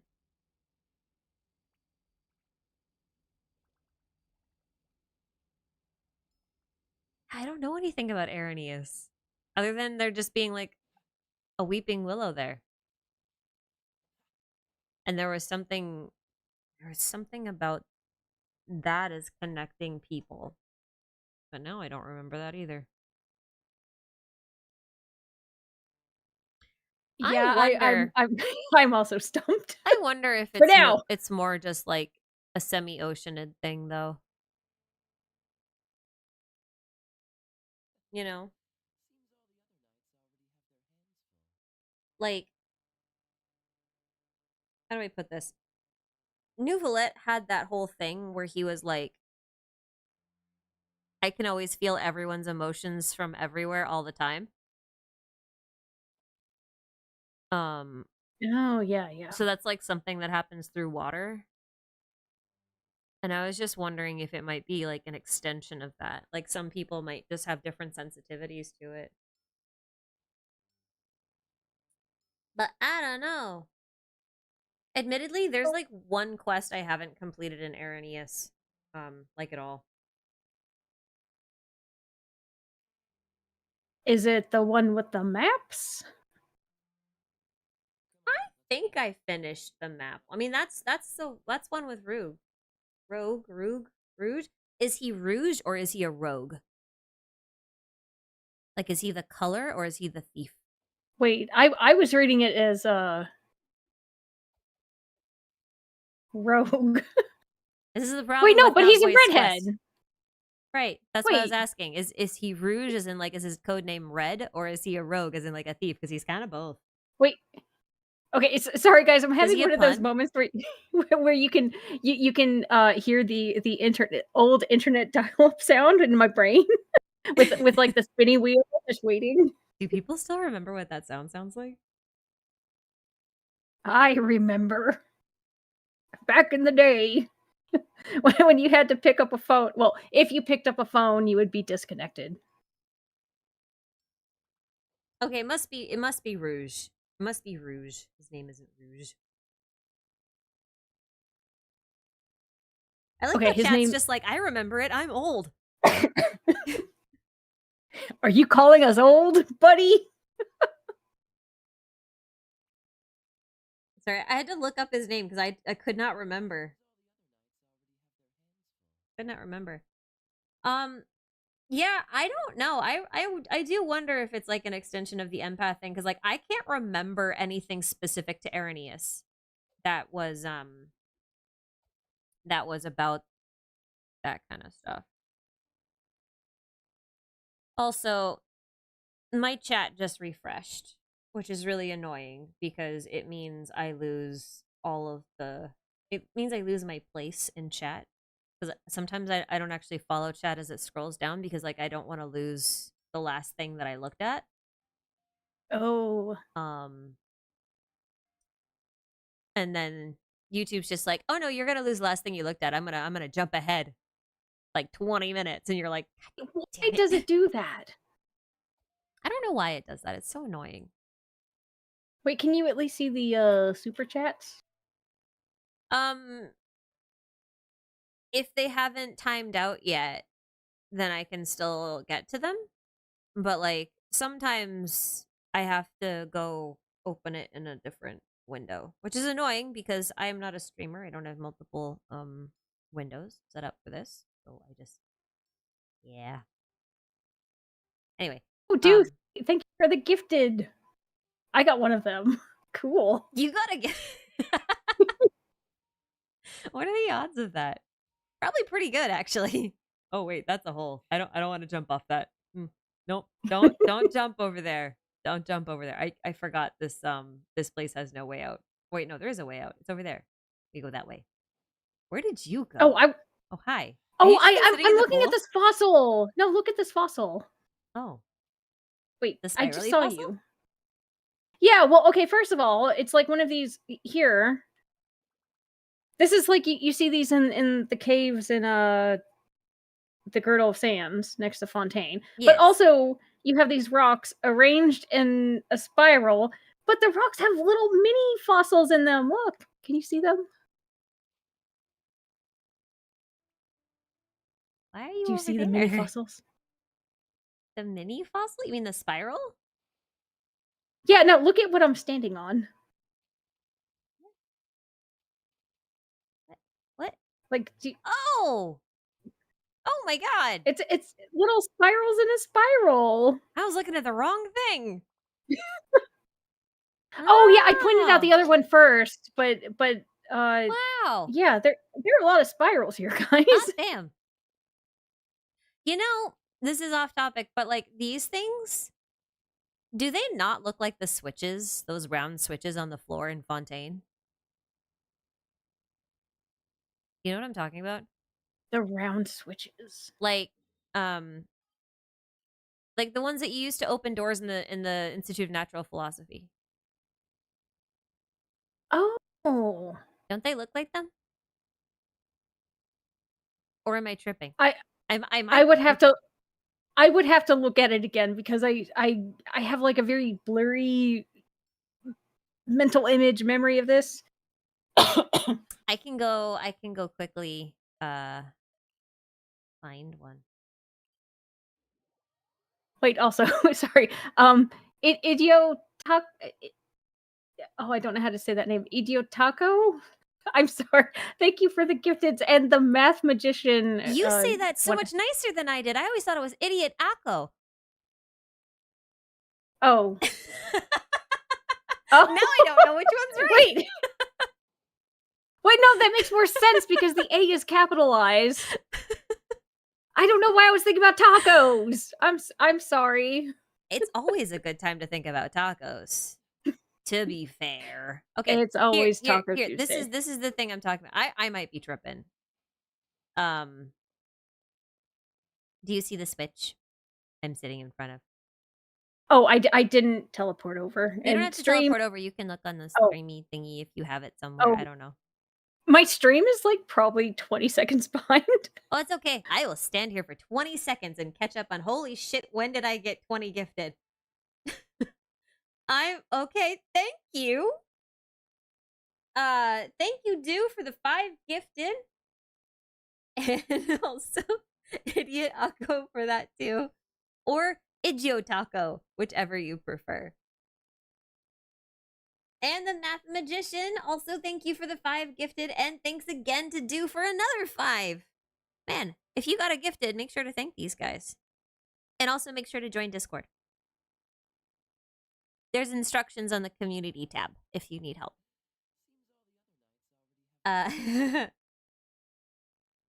Let me catch up on a couple of things. I'm sorry about the Rooze things. I really don't have a good answer for this one because like I didn't Hey, pay as much attention to this as I should have. Yeah. while you catch up on chat, can Yeah. I like run to the bathroom? Yes. Sorry, guys. You don't need Okay, to I'll ask be back me in like 2 permission minutes. for that. You may Well, no, go. I was just I just wanted to let people know that, like, I'm busy elsewhere, okay? For 2 minutes. I'll be back. Oh, it's all good. It's all good. Now they're just stuck with me, alone. Who knows what I'll do to them? Probably nothing. But yeah, books with like, I'm sorry, I don't actually know the answer to this one, and I feel kind of bad about it. I wonder if there is a reason why people haven't been talking about it. Is because no one else knows either. Maybe that'll be something that'll get fleshed out in the next patch. I wonder. I'll return to that. I still have to do the patch recap, and if I find an answer to it, I'll put it in the patch recap. That I will do. That I can definitely do. James Wig, thanks for the super. How good of a character is Baiju to have?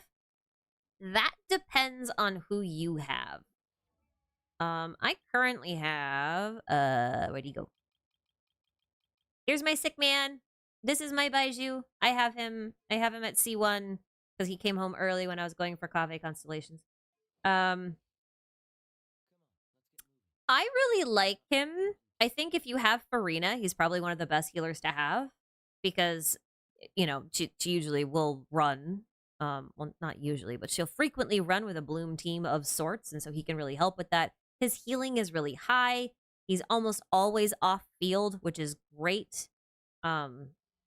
But like if you already have a Yao Yao completely built and you don't mind using her on field every now and again, and you think her healing is pretty sufficient for whatever you do, I don't think you need to pull for him.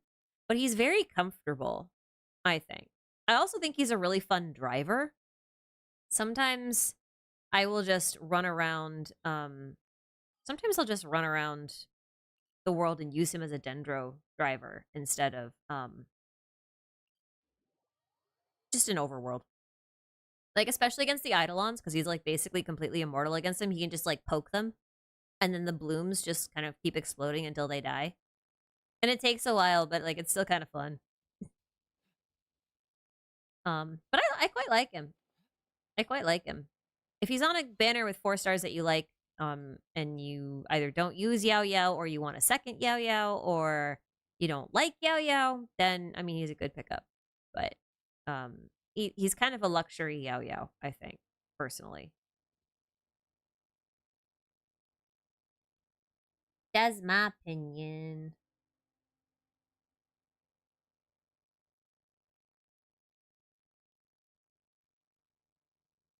The one thing I will say about Baiju is I haven't really noticed that his passive does a whole lot that's like really noticeable for me in terms of like min-maxing my Abyss runs. Like I don't notice his passive really helping me out a lot there. So I wouldn't pull him for his passive. The one thing I do really like about him though is that you can run him with sacrificial. And you don't really need to use his burst if you don't want to. Like, if you're just using him for healing, you don't need his burst at all. So you can run him with Sacrificial if you don't have E or C1. And you can really battery your whole team very quickly with him that way. Or just use Fav. I have C1, so I Hello. use Fav. I'm back. Sorry. Welcome back. I'm not caught up yet, but that's okay. Spencer Dario, thank you for the super. There's a 2-parter question here. It says, what could Fontaine's second weekly boss be, and whose story quest is more likely for it to be between Nouvelette and Farina? Actually, this is one that Rooze can help me with. Ooh. We both have our own votes here, I'm sure. So I think we will get a... Okay, wait. Let me think for a second. I think we got our boss fights backwards this time. Because usually we go to a new region and we get a Harbinger fight first. And then we get like a dragon or some other entity next. In this case, we got the whale first. So I think we'll get the Harbinger next. And I think it'll either be Sandrone or Arlecchino.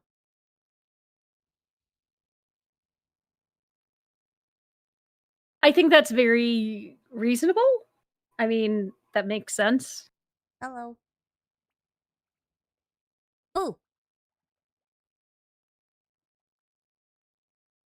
I'm waiting for ChiChi's reaction time. Wee. Oh, you That's what I jumped. think for that one. I forgot the other half of the question. What was the other half of the question? Oh no, I forgot. I Oh, forgot. the second story quest, Oh. Nuvolet or Farina? You go first on this one. Ooh, okay. I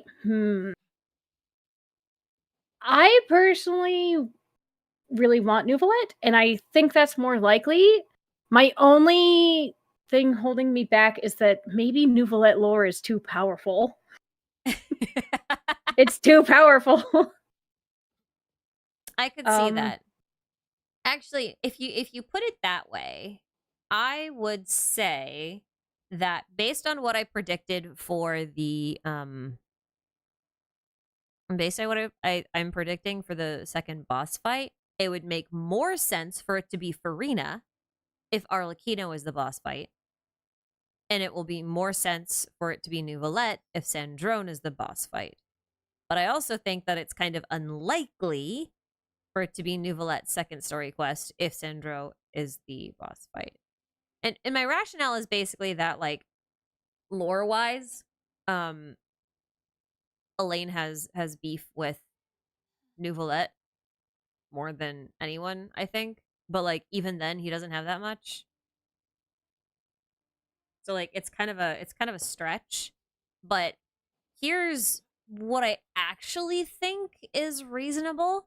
Because I think we'll get both. But I don't think both of them will have bosses.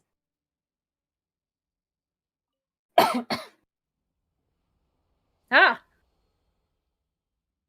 Sorry, I got jump scared Oh, there's by the Quincunx I was looking for. Evernight. Oh, sorry. I found the Quincunx and it's in like a stupid place. So we're gonna go to a stupid place now. I'm here and following. You're like, what? Oh, What are you did. talking about? I love this scene. This has to be like one of my most favorite scenes in the whole last game. Like just scenery. Just landing here and looking at the Dainichi Mikoshi. I was looking for these. It's so good. I'm still so mad that I didn't take longer on my Zhongli video, if only because like I didn't include all of the examples that I wanted to include for stuff, and I'm just like, weh. I'm just being a baby about it. Where are you going? You'll never know. Up.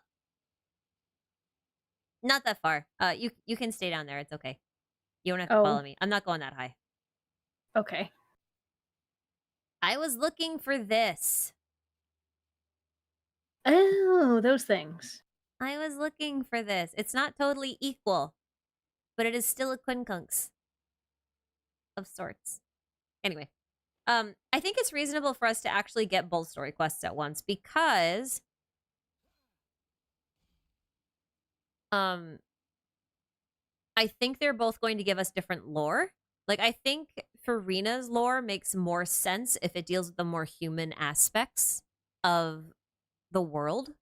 So more political stuff, that kind of thing. More gripes, more grudges, more dealing with Jiria's and Focalor's mess, that kind of stuff. I think that makes most sense for Farina. But I also think that you're right and that Nouvelette's lore is very powerful. But I also think it would be about very different things, right? Yeah, well, see, here's another thing that I was like, someone commented on one of my videos asking a similar question, but they also, I don't know if they said this or if it just got me thinking. You know, Farina was investigating like how to stop the prophecy, right? You know, and really keeping in tune with like what Freaky was doing. Yeah. So I wonder if she has also acquired like a lot of knowledge about like Remuria or like She might, yeah. Yeah, so maybe it could also go in that direction with That her? is something that's Like, very interesting to me as far as Nouvelette goes, is that he never talks about Remuria.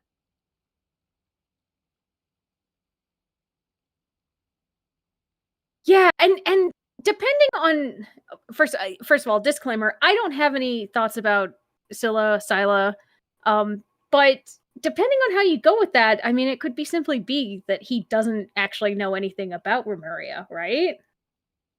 Maybe? That's kind of what I'm thinking. Like, if you read his stories, like, he never mentions Remuria that I can recall, but he does mention that he remembers, like, Egeria doing her shit. So he must have been Yeah. somewhat conscious, but, like, was he unconscious during the time when Remus was around? Because that happened afterwards.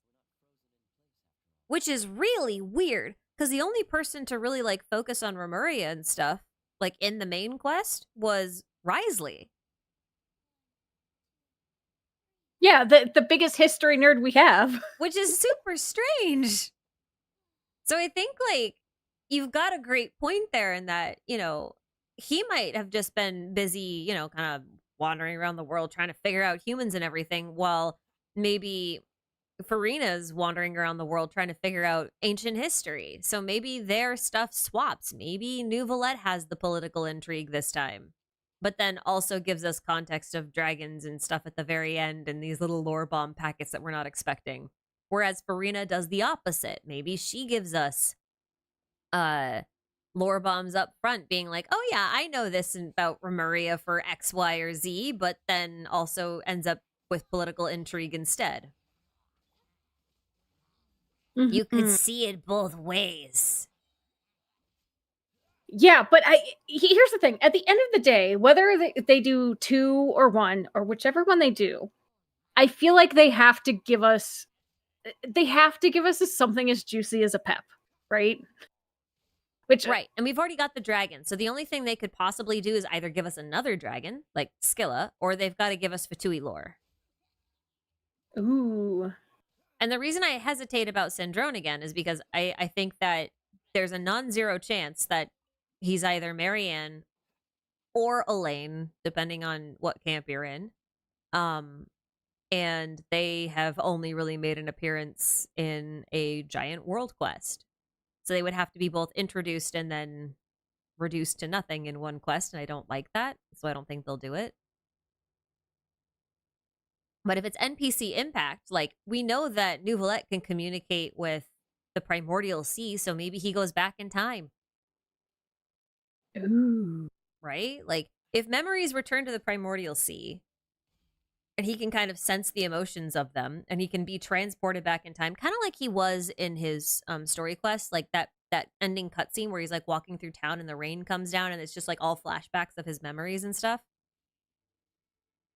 I was thinking, Yeah, like, yeah. what if he goes into the Primordial Sea and tries to pull out memories from there and find out about shit that happened or didn't happen? I don't know. I I will say though, my personal wish list for like what I would want Nouvelette to tell me more about. I want more Nibelung. I want to hear about not just dragons. I want to know about the Dragon King. That is Agreed. like, oh, Agreed. I'm sweating here, guys. I need it.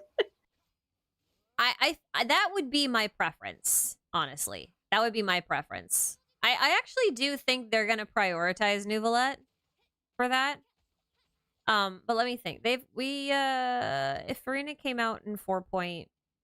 When did Farina come out? Was it 4.1? No, 4.2. 2.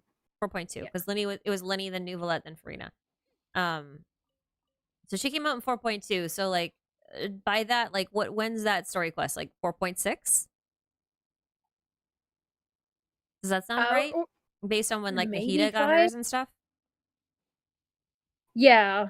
I think 6 is most reasonable, I So would say. if that's the case, then we've probably got Dainsliff in 4.5, which means 4.7 and 4.6 are open for either Farina, Nouvelette, or both, because you've got 2 patches there. And then 4.8 is the intro into Natlin, most likely, unless they extended a version.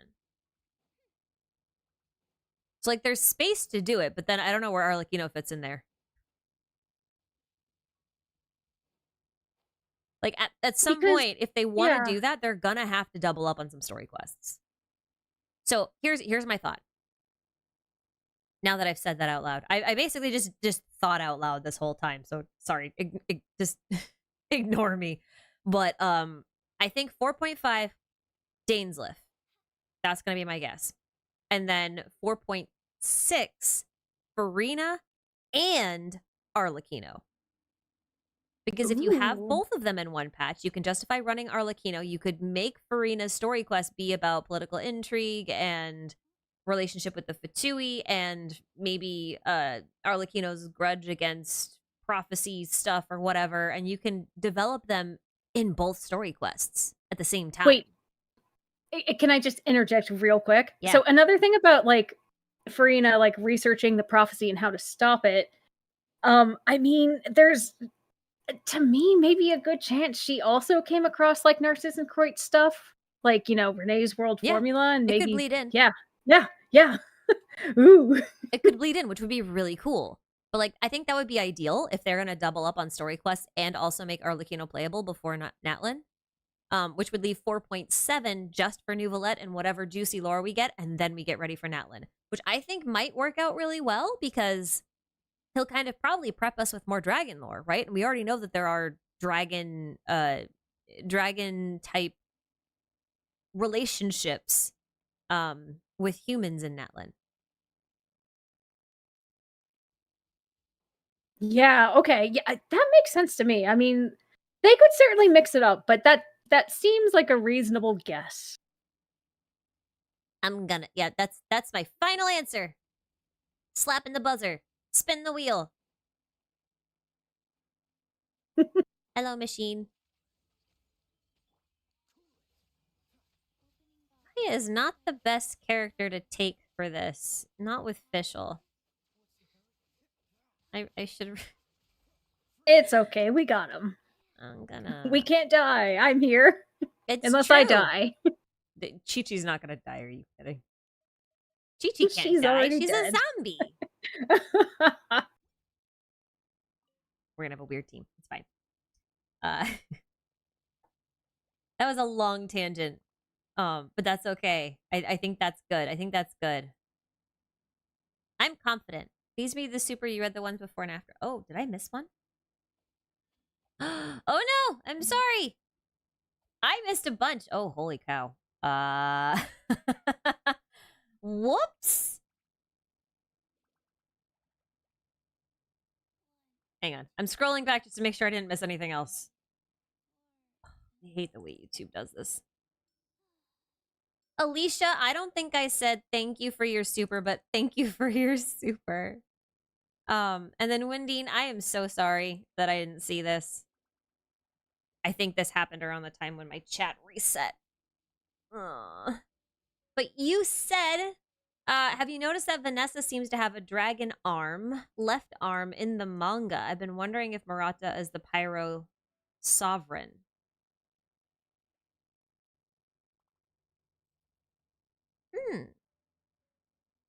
I have not seen that she has a dragon arm in the manga.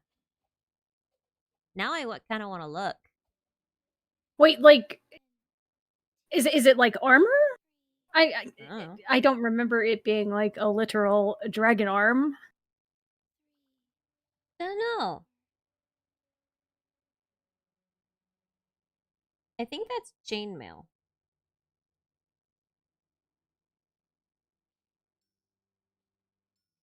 Yeah, I think that's chainmail. Sorry, I was pulling up an image of her. Her left arm has chainmail on it, and the right arm is just like a regular bracer. Murata being a pyro sovereign would be interesting, though. I'm zooming in on the image to get a good look at her eyes just to see. And it zooms right in on her crotch, and I'm just like, yeah, thanks.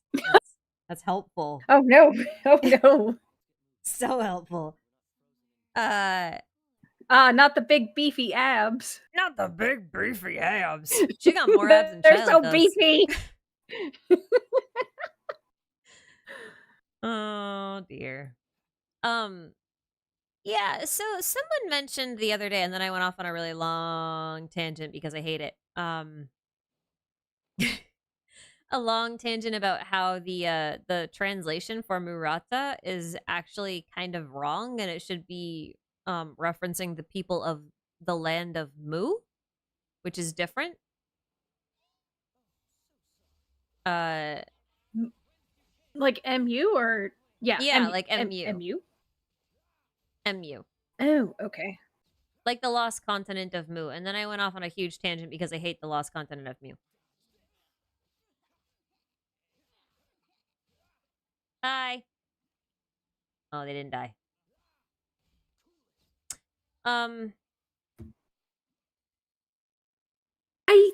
I saw something maybe in Disco or maybe it was a Reddit post It's that like probably a Reddit explained post. this. I think it was a Reddit post originally. Yeah. I think there's merit to the idea. The reason why people keep saying Murata, regardless, and that she's going to be the Pyro Archon is literally because of Himiko Murata, being a character from both Honkai Impact and Honkai Star Rail, and you know, people really. Oh, I found where my key sigils go. You mean you Yay! haven't 100% in Kanamiya yet? I didn't, you know, I had a bunch of key sigils and I didn't know where they go, and I don't like to use guides, so I found them. See, well, no, this is 100%. It's just like this is one of those instances where like this doesn't count towards my 100%. People just really, really, really want the Archon to be Himiko Murata. I think is what it is. I think it would be very interesting if they made it the Sovereign instead.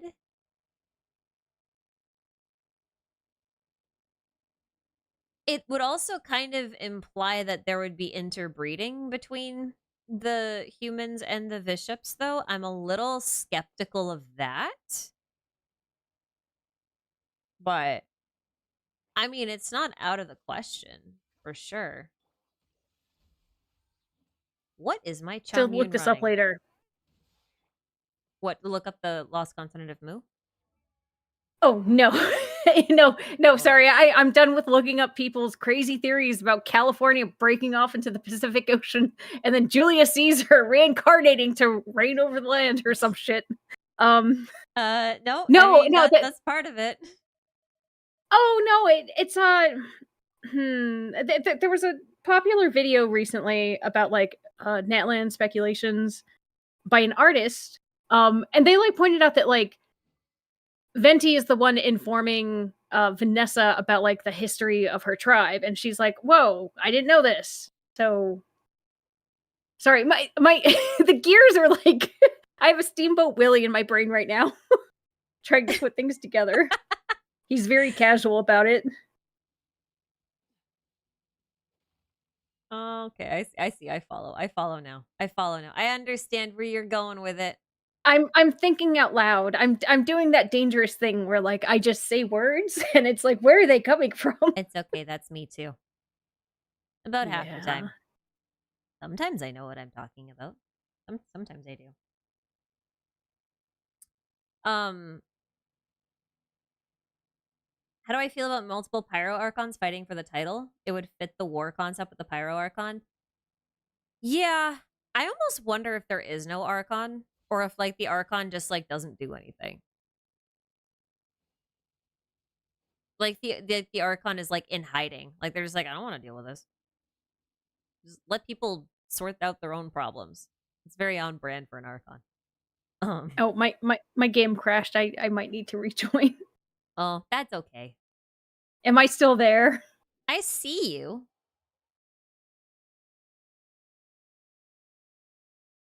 I mean, I saw you. You're still present. Well, I don't. If it crashes, it's okay. We're still This just going around. This has happened a lot where like sometimes if I'm quick enough, I can get back in without it disconnecting. If it disconnects though, that's okay. Don't worry about it. I know that iPad is a little bit of a struggle.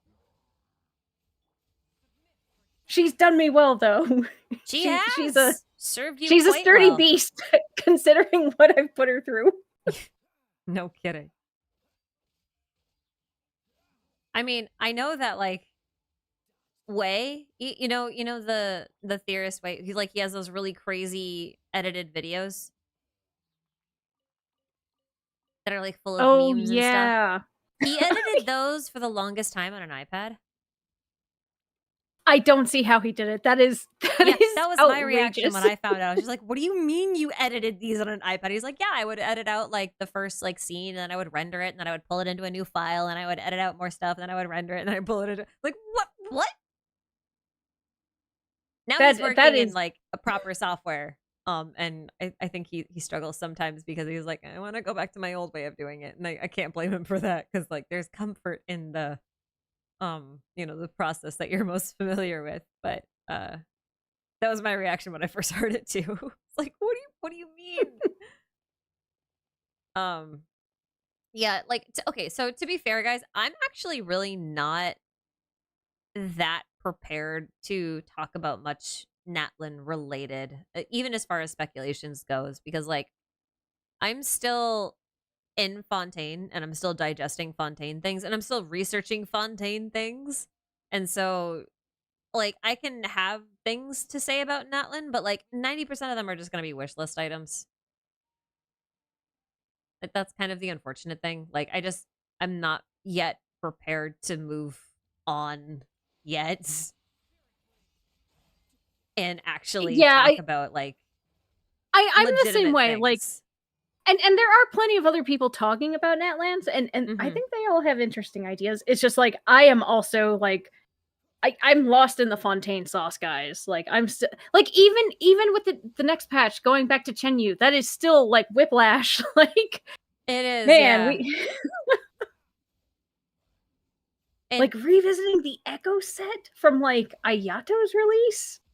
that was ages ago. Like actually ages Yeah. ago. Legitimately forever ago.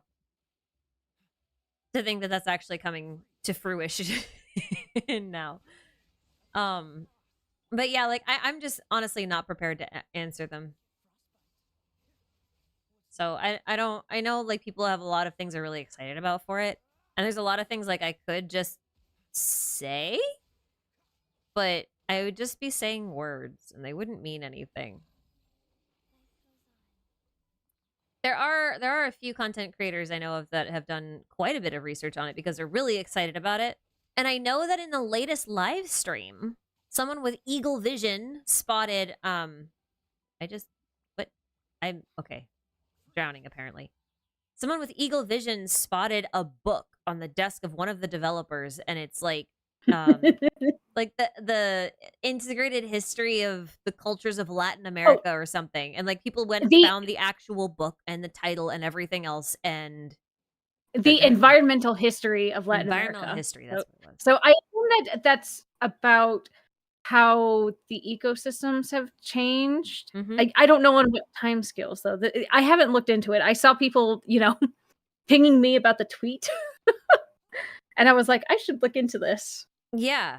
So like there's info out there to look at. It's just like I haven't been able to look at anything.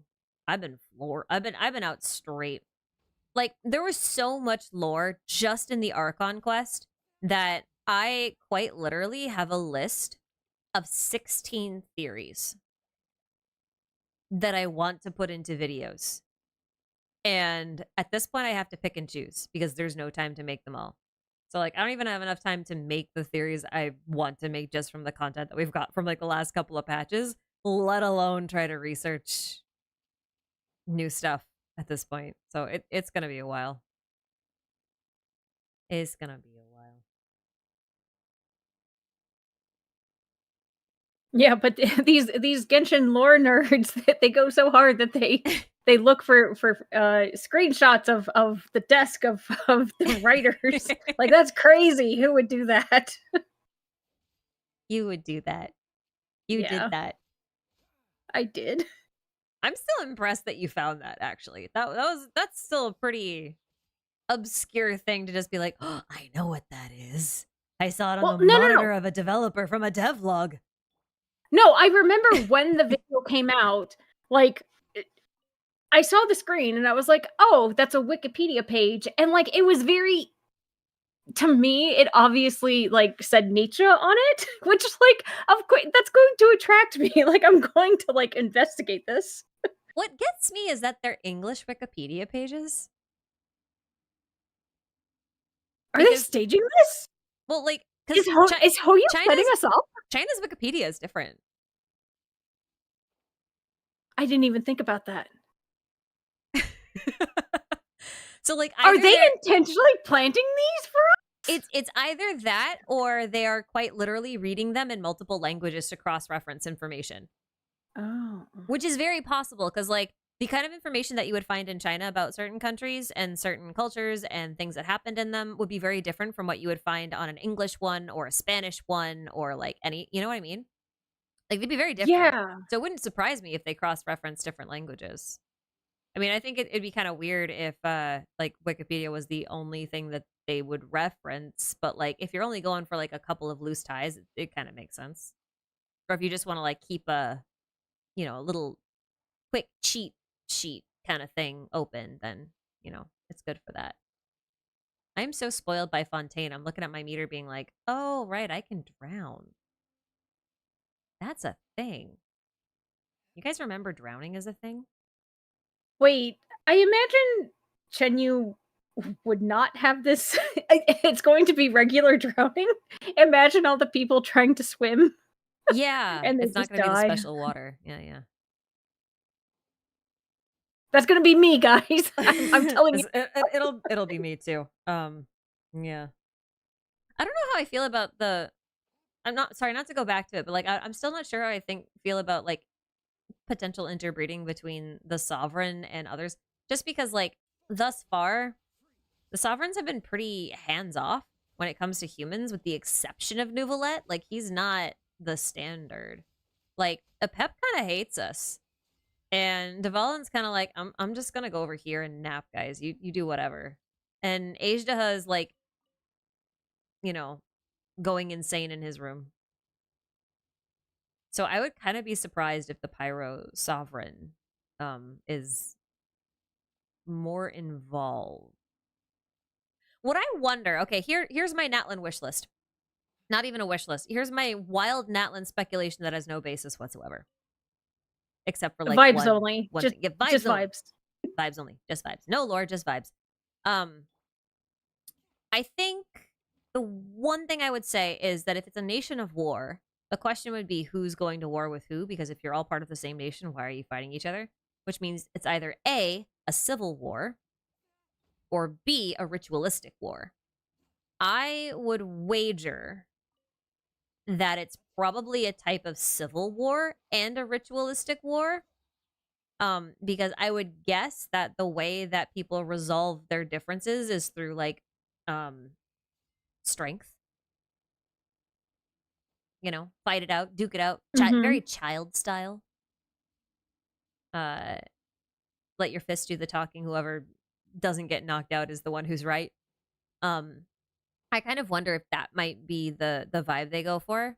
But I was also thinking that since they mentioned that there were Viships there and that Viships coexisted, they formed some sort of coexistence with the humans there. I wonder if they won't go for a bit of a. There's no way to put this tactfully. I wonder if they'll go for a racism commentary with a civil war. Like, if they go humans who think they should only have the land for humans and Viships who think they should only have the land for Viships, and then a third tribe that's like, we want to coexist. And they're all fighting each other, and whoever wins is the one that's right. I mean, I feel like Nouvelette's story quest kind of, like, you know, touched on something like that. Maybe I don't know. I personally Oh, you mean like with the racism with the Melazines? Whale milk and it. Yeah, or like the fear of the unknown, basically. Yeah. So I don't know if they would do that. I honestly don't know. I don't either. That's kind of all I've got. Like, I feel like that's kind of all there is to work with, apart from wishful Yeah, thinking. but yeah, but going along the lines of, like, who is warring, I know. So in Whale Milk's video, based on the I still have to watch that. the talking stick. Oh, it's like very it's a lot of etymology of the names. Yeah, I remember him talking about the actual work through it, and then I thought I watched it, and I realized that all I did was talk to him about it, and so I thought I watched it because Yes, I had some of the so information in it. it's interesting, but here's the thing. I'm more excited to rewatch it when Natlan comes out to see, like, to compare, because I'm sure, like, some things are gonna be like, "Oh, they put this in the game already." But Whale Milk also suggested that, like, it seems like there might be a bunch of different tribes, so not just, like, 3 or 4, like, multiple ones. So, Yeah. but that doesn't answer the question whether it's, like, just warring because, or a ritualistic thing? I don't know. I haven't thought that much about Natlan, honestly. Yeah. I guess the real question is, like, why are they fighting? That's kind of what it boils down to, right? Like, are they fighting for rights? Are they fighting for resources? Are they fighting for the sake of fighting? Are they fighting for power? Are they fighting for Archonhood? Are they fighting for, like, what? Although, if this was an anime, this would be the no, listen, hear me out, hear me out. If Okay, this was an okay. anime, this would be the tournament arc, Oh my god, right? we're Do going you into know what a I tournament. mean? Yes, it's How, the like, tournament every arc. popular shonen anime out there has, like, one arc that it's like a tournament, and you gotta fight all of the hard bosses and get to the next rank or what, like that. That's what it would be for me. I kind of wanted to go through the mushroom forest because I just realized that they have, like, ley line thingies in them, and I think that's interesting. Do you mean outcrops or? No, like, if you look, they've got, like, the crystal veins. Oh, sorry. For some reason, I was thinking of the Sumeru one. No, because these mushrooms are. I feel like they're based on a type of coral that has like that flat Yeah. uh mushroom appearance. Yeah, they're not mushrooms. They're definitely coral. You're right. I just call them mushrooms because I'm a fun guy. Yes, you are a fun guy. My Discord server is a culture of fungi. We're not a cult, we're a culture. Get it? Yeah, actually, before stream, I had a thought. Like, you know how YouTubers will be like, "Hey, followers," with their like name for their followers. I was YouTube thinking like, frogs. oh, I was thinking Oh my god, this wooden the shield, I swear to god. the Ashikai followers, the Ashikai cult could be the lore spores, like mushrooms, but they love lore. Is that bad, guys? Yes, but in a good way. I will never say that out loud, but I think it's good. Hi, lore spores, and welcome to the stream. I'm sorry, guys. I'm so sorry. Sometimes I think of my thoughts and they make me laugh. Okay, I can't resist. You know how sometimes you get words stuck in your head? All the time, literally 24/7. Yes. This is gonna be the word phrase that's stuck in my head for, like, the next week. I can feel it. You're welcome. I'm just gonna be, like, in the middle of a meeting being like, lore spores. Lore spores. Like, over and over, like, subconscious. Wait, and I also like thinking about it, like, you know how like, Oh, oh, the biggest organism in the world is like actually like a fungus colony in Oregon or something. I think of us like that, guys. I think we're like that. Is that a weird analogy? no. I had to think about it, but no. I've heard some people want music. I'm not gonna do music, but I'll put background music up again. It was too loud for me, so I turned it down. But we're in, like, a kind of quiet area, so it's fine. It's fine. I turn it up. The myceliums. My little Yeah, myceliums. My little hyphies. This just gets weird. I'm gonna let's not. Let's just not. Yep. Andrew X, thank you for the super. Hey and hello, Ash and Roozy. Hi.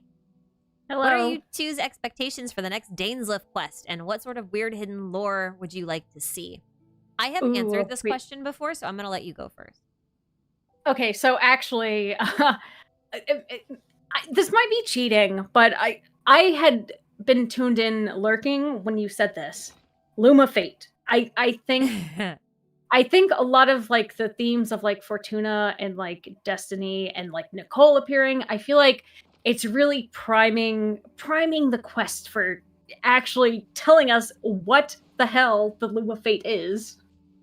Or even like giving us a hint. Anything. So that's true, yeah. Like, he's basically mentioned it a few times. Clotar mentioned that this will become the loom of fate, and he's like, my son will be...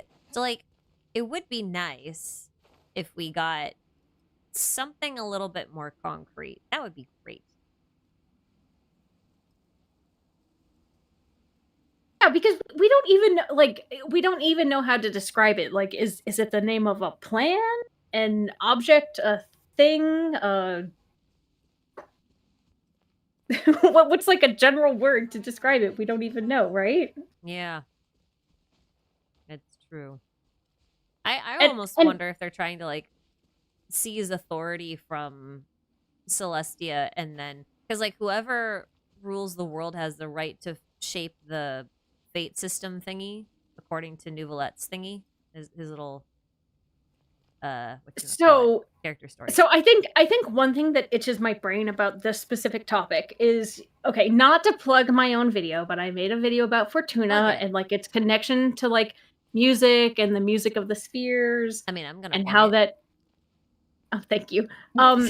But basically, music being integral to how Celestia might be controlling fate. And one part of this is that in one of the whale drops, you have the lightless silk string. I think that's what it is. Oh yeah. Yeah, but it talks about how the Remurians thought about Fortuna or like Destiny as strings in an instrument or a lyre, but also strings like as in weaving, like as in a Luma Fate. So there seems to be like a little double entendre going on, perhaps. So I could see that. I could see it as being like a harpsichord of fate. Ooh. Like you play the fabric of reality like it's an instrument. You just pull at the strings and they vibrate. Yeah, maybe there's also some string theory here, but I'm not smart enough to tackle that. The wrong string theory, but probably the one that Hoyo will go with because it's thematically appropriate.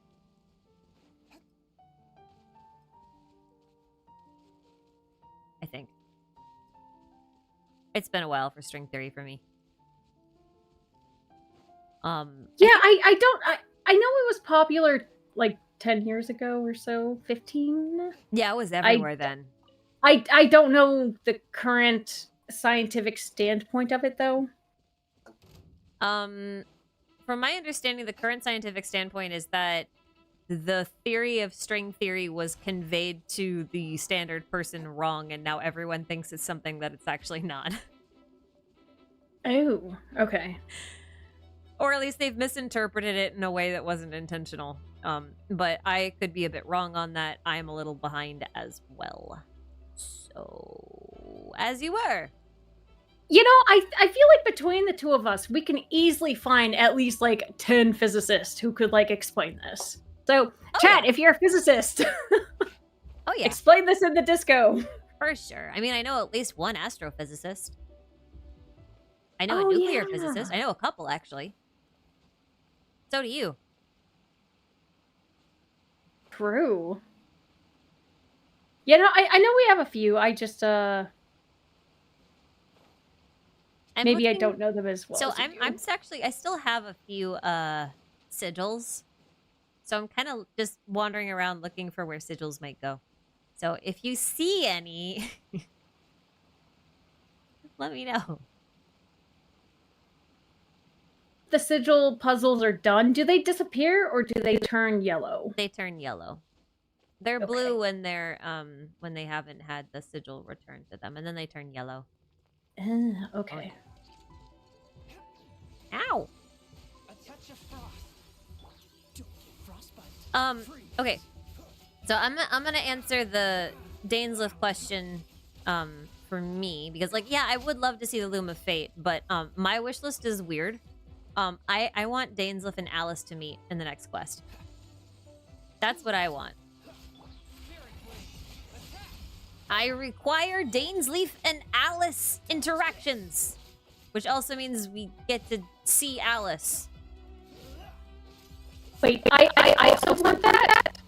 I think it's possible, but the only thing holding me back, it's this thing I'm saying. I don't know if that's too powerful. I mean, she doesn't have to show up for long. Yeah. Okay, so here's my rationale for why I think it's not only possible, but realistic. Like, not too unrealistic of an ask. My logic is basically like the same thing with the Loom of Fate. Like, we don't really know 100% for sure what it is or what it's supposed to have done or like what shape it is or how to refer to it. Like, it's just a thing that exists. But we don't know a lot about the stuff within Conria and like the things that they were doing and the things that they had that existed. Like, what exactly did they want the Ruin Guards for? Right? Like, what did they make these giant golems for? Like, what were all of these things for? What were they in preparation for? What projects did they have? What about the Primordial Human Project? That's one we've only heard about once in an event, which still hasn't come up again, ever. And that was like ages ago, you know? So I think having Alice show up, or honestly, anyone who's like maybe Nicole, or even Rhindaughter herself. Ooh. I think all of those sorts of things would be valid Dainsliff quest items that I don't think are too powerful, just because we have so many unanswered questions that I don't think answering a couple of big ones is too big of a deal. You're right. I say too powerful, but at some point, we need it, though. Just showed up out of nowhere.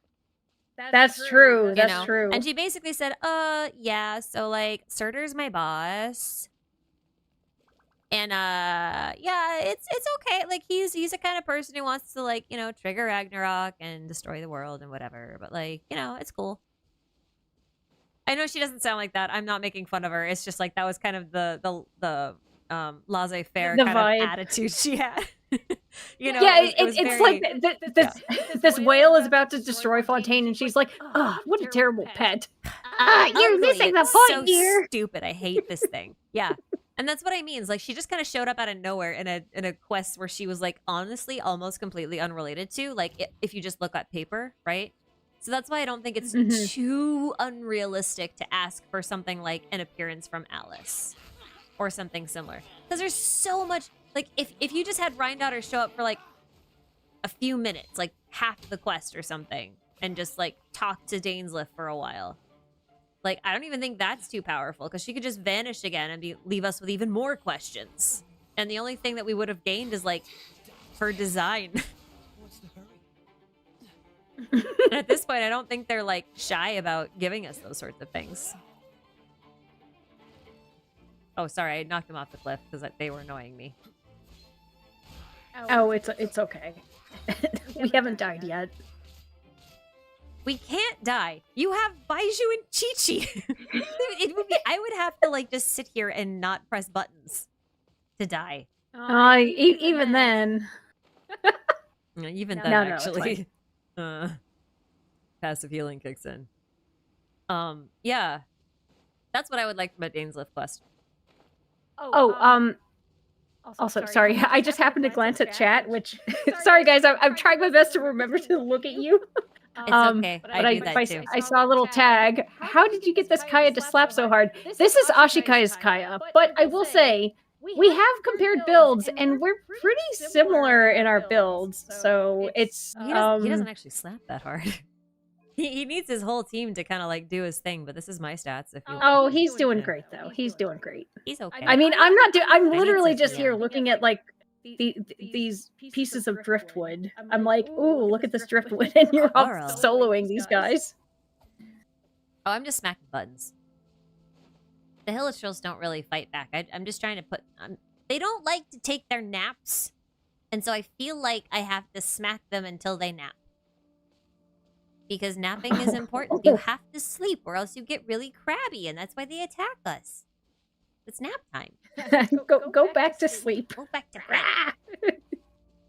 Not time to wake up yet. Yeah, my Kaey is actually not on anything particularly special. He was on Jade Cutter before I got this. I was actually going for Verdict. I know I don't have Navia. I was going for Verdict because I wanted it for Kave because it was pretty. But I got Miss Splitter, and so I stopped because I'm a responsible gacha player, and I stopped when I hit. But like he's not even on a special set. He's on a two-piece, so he's like not even particularly great. But like I rotate him around, but he usually runs with Bennett. I run Melt Kaya. I think Rooze, you do too. I do too. Yeah. We both run Melt Kaya. We both run Melt Kaya. The best Kaya. Oh, shit, I mean, all Kaya great, but Melt Kaya just something is just so. I didn't want to come back here. I don't want to stay in this coral forest anymore. I get lost and I can't climb. Wait, do I have an echo? Hold on, do I have an echo, chat? Or am I just repeating things? If there's an echo, it's probably a technical issue on my side, though. Oh no. I haven't changed anything. You know what it might be? Hold on. Oh, maybe it's the fact that, like, sorry, like, while we were talking, I actually, like, went into a cave. So maybe the echo in here is really bad. Is that better? Is this better?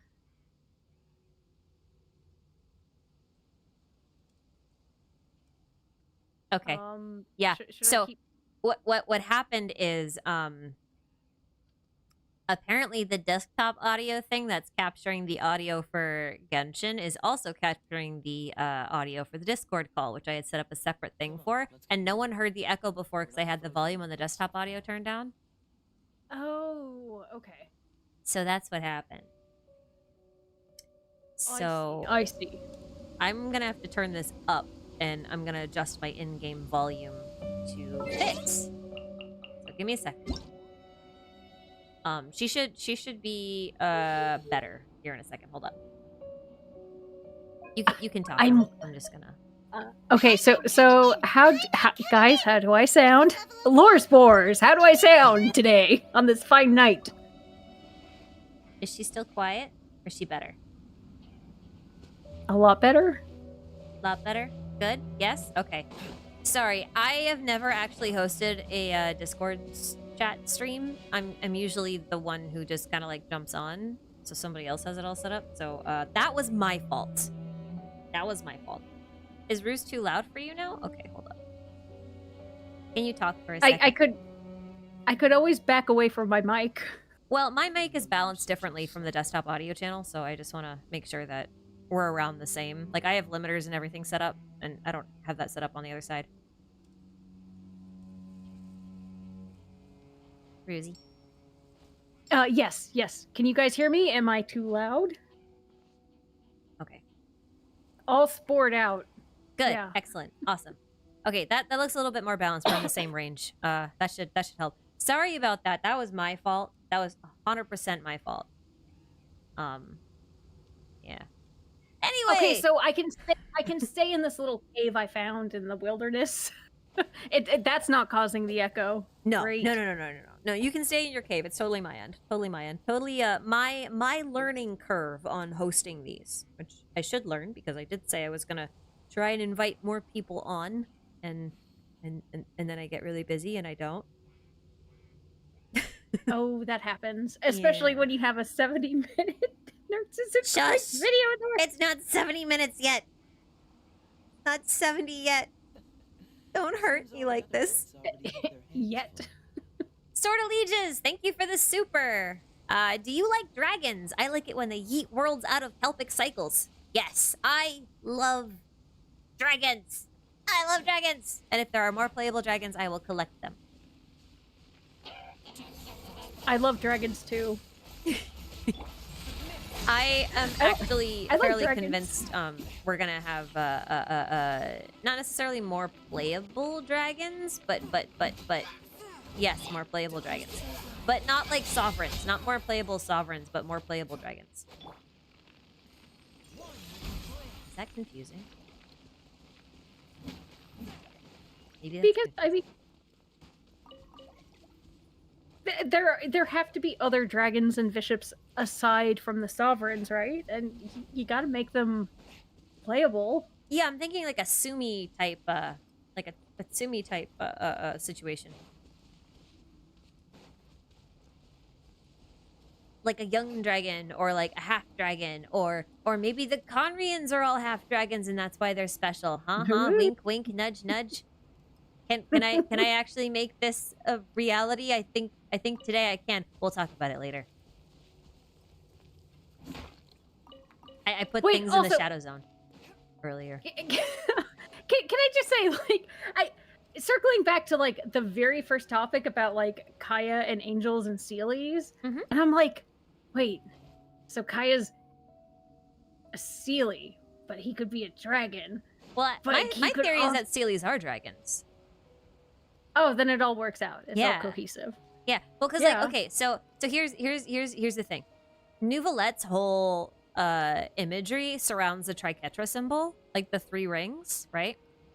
And the 3 rings are kind of like the moon lunar symbol too, which would which means that he's kind of associated with the lunar symbols. So the moon sisters should be dragon aligned at the very least. But if the moon sisters are dragon aligned, then the Seelies must also be dragon aligned because they serve the moon sisters. Yes? Plus yes. Sea slugs and all that other kind of stuff. Seelies are very sea sluggy. And so are a lot of the dragon designs that we have so far. They're all aquatic. Even if they're not aquatic, they are still aquatic. Like even Ajdaha, for example, is like supposed to be a geodragon on land, but like he's referencing almost amphibians, you know, like creatures that live half in the water at the very least. Whereas both Apep and Dvalin appear to be also referencing types of sea slugs. So, Spectre!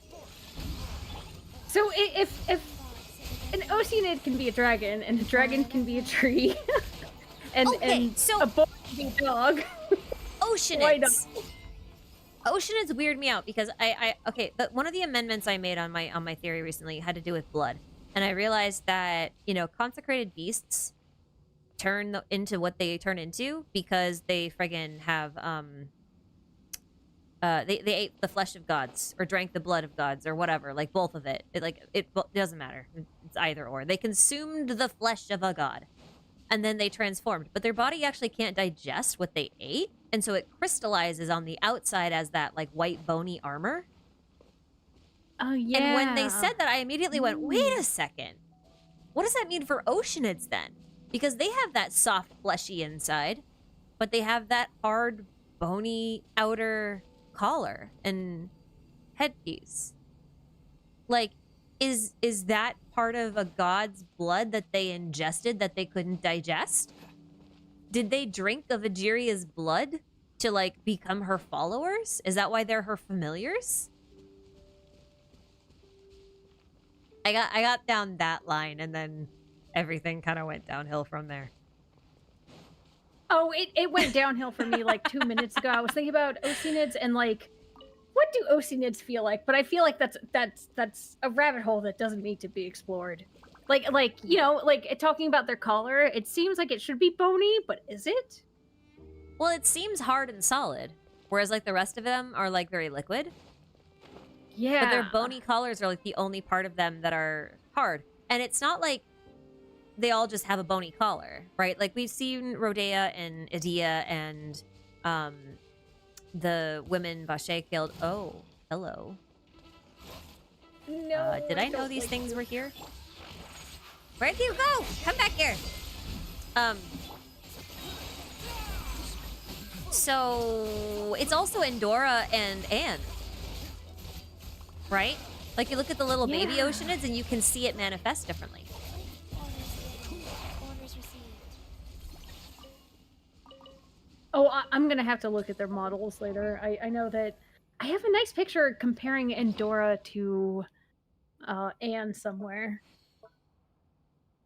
Because Endora is like a very light blue and Anne is a very dark blue. I wonder if that means For the anything. people who don't have Endora because you weren't playing during the time, this is Endora. You can see she's got the collar, but she's also got like a hard bony headpiece that looks a heck of a lot like So Rush now that I look at it. Oh yeah, true. But those are pretty solid pieces, and they feel like armor, the bony armor, and they look like the bony armor of the consecrated beasts. And I got to thinking, what happens if this is all about consuming the flesh of other beings and forcing evolution? Then what? What does that mean And for then the what? Conrians who can like What? turn into abysslings? Ah! Or does it mean anything? Who also, by the way, if you ever actually like zoom in to like the abyssling like features, they're literally just like Blorbo people. Yeah, they're gel. But that's Yeah, actually they're kind of jelly the people. point. They're gel. Because they're just like the golems that Remus tried to make. Because he tried to make beings of like black immortal stone and then fill them with ichor, like a liquid that was like half primordial seawater, half god blood. And like put people in there. And I'm just like, liquid insides, hard black stone outsides. That sounds like Black Serpent Knights. That sounds like a candy bar. It also sounds like a candy bar. Yeah, but that's kind of where my head's at with the Sealy stuff. So like when someone's like just like, oh, Kaya's got all these relationships to Sealy's, I'm like, yeah, interesting. That means he has connections to dragons. And actually, here's a fun thing. I'll probably put this in a video at some point. Has anyone ever heard of the Nephilim? I'm sure many people have, but they're like this. They're a half angel, half human race in the Bible. That are also called giants, in many translations. And I was looking at the word the other day. I was just like, some people pronounce this as Nephilim, not Nephilim. And I'm just like, Nephilim, Nibelung. Nebel comes from the word Nephil, as in fog or mist.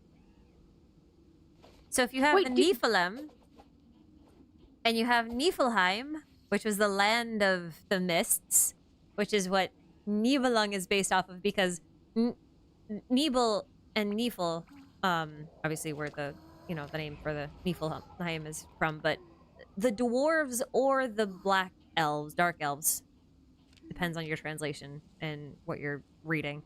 They live in Niflheim or Nidavellir. It depends on your translation again. But if you think of it that way, Nidavellir was an underground nation. I think Niflheim was just like a land of fog and mist and all that kind of stuff. And like if you look around Enkanomiya, which is supposed to be like in partly the abyss, it's like mostly fog and mist and stuff. And I'm just like, this might be a connection to make Conrians descended from Nibelung. It might be enough to make it a thing, and then to use the whole Enoch 1 connection with the Niflheim, or sorry, the Nephilim and the Watchers, so the half angels, in creating a new race, which would mean that the reason that he has stars in his eyes is because he's half Seelie. Ooh. Dun dun dun, and that's why he has all the Seelie connections. Dun dun dun dun dun dun dun dun dun dun dun dun. Wait. So do the two words actually have an etymological root there, or is it more just on the sound, Nibelung or and sort of the? so Nibel and Nifl do, Okay. but the Nifl, as in the Nephilim, as in like the biblical one, don't, as far as I know. But Hoyoverse likes wordplay. And I think they would do that. Wait. Oh, okay. So because they've done worse. About this. A question about this. So I I'll feel never like forgive there's them been... for Rene Descartes. I'll never forgive them. Oh shit! Sorry. I know. I had that moment too. Sorry. Sorry, I need to get. I was jump scared. Okay, so I feel like there's been at least, I know there's been at least one reference to like ancient times with giants, like in the Dirge of Bilquis with Jet referring to the giants. Have there been other references? I feel like there might have been, but I can't think of them. I could probably find some. About? I could probably find some if I dug it up. I think the giants she was referring to though were the Conrian ones, were they not? Like the golems? I remember her talking about in times when the land was still a lush rainforest, there were giants or something. That if the land was still a rainforest, then it wouldn't have been under the rule of Deshret. So that would have been pre-Deshret. That would have been a Pep time. In which case the giants probably would have just been dragons, yeah? I need to look this up again. I just remember Jet like saying like, while you're walking around solving puzzles, and she's like, by the way, here's some lore. Yeah, some of that kind of stuff is delivered in a way that's like, you would really tell me this now? I can't read this right now.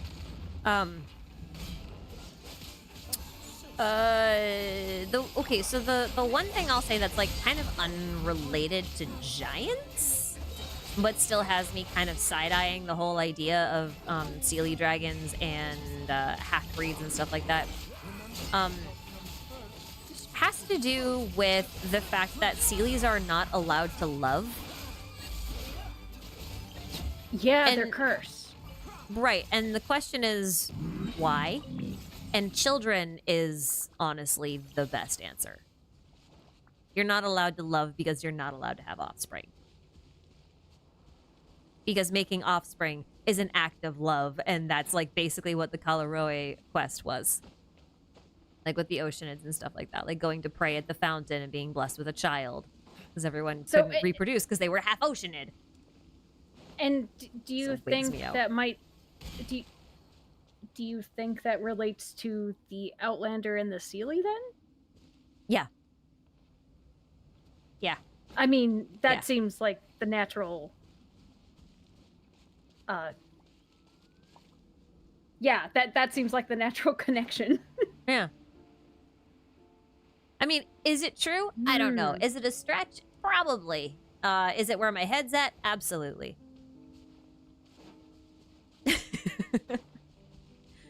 So, well, I remember the original question. What was even the original question?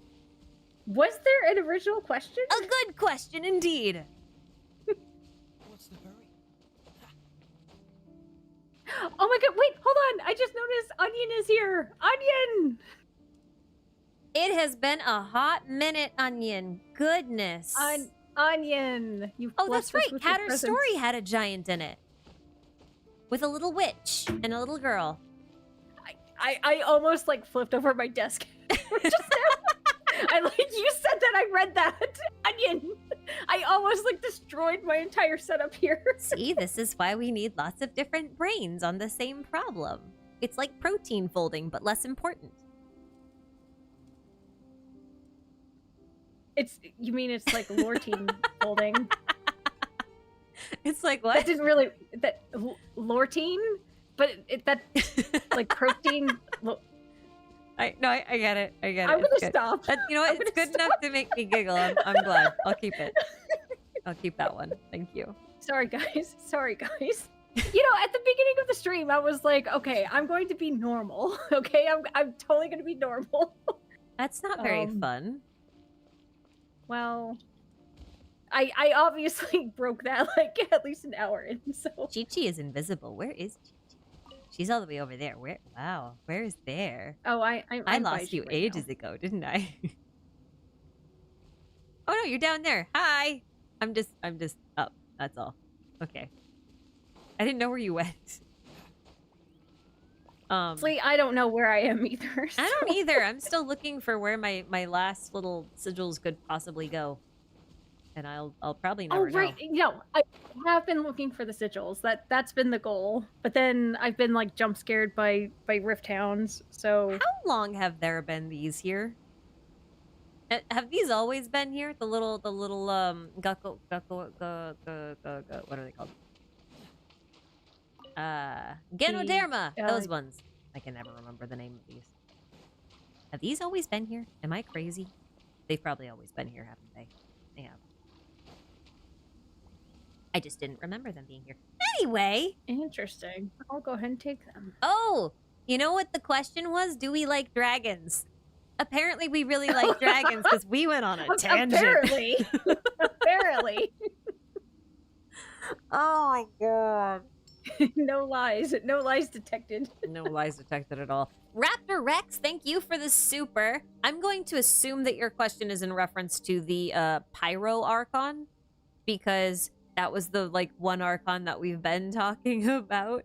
And the question is the Archon dead and we get to resurrect them when we get to Netlin? I'm going to assume that that's what the question is. Does that sound right? I think that sounds right. I think it's possible the Archon could be dead. It could be, you know what? It could be, when we were talking about the war earlier, it could be that they need, like, blood sacrifice to revive their Archon. And their Archon, like, regularly dies. Like, it has a mortal lifespan, but then, like, in order to revive them, you must go to war and generate enough energy, oratory style, to revive your god. I could see that. That'd be kind of sick, That'd be though. interesting. Like, sick as in kind of, like, messed up. Not sick as in cool. I'm gonna run. I don't really want to fight these guys. I'm gonna go. Oh, I've lost you again. I was looking at chat. I was, like, trying to see, like... It's okay. I'm Oh, hiding from a what Lawa happens? churl. Oh, I always run from them. They're so scary. Well, whenever I'm in this area, for some reason, I always end up getting stun locked by something electric, and then I get launched off the edge. So, like, this one in particular, I always run from. Because, yeah. I hate getting launched off the edge. It's annoying. I know it respawns me, like, right back there, but it's still annoying. I'm allowed to be annoyed.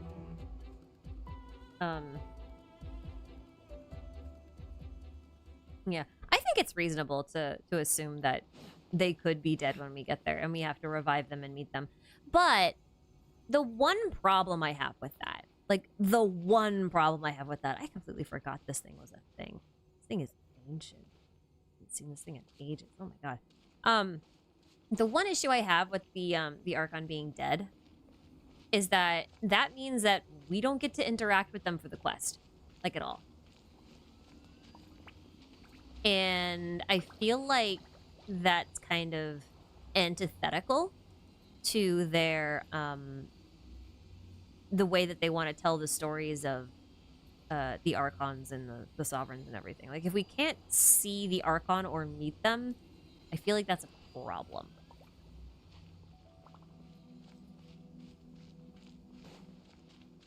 I think that's my one complaint. It would be a letdown to be like, oh, they're dead and we can't learn anything. And even though, like, technically that happened for the past 3 nations, we still had, like, someone who could fill in for them at least, right? Well, I mean, like, with Farina, for example, like, Focalor wasn't dead. And we got to meet Farina. And we only got to meet Focalor for a short period of time, but we were supposed to meet Farina, right? And, like, Venti wasn't really dead, and no one thought he was dead, but no one also believed he was the Archon, but he still got development, like, he still got screen time. And then Zhongli got screen time and development, but we thought he was dead? Wait. Though, With Focalor, we didn't meet her. That was Nouvelette, and we just got like True. a third-person perspective. True. True. Which I feel like they don't do often.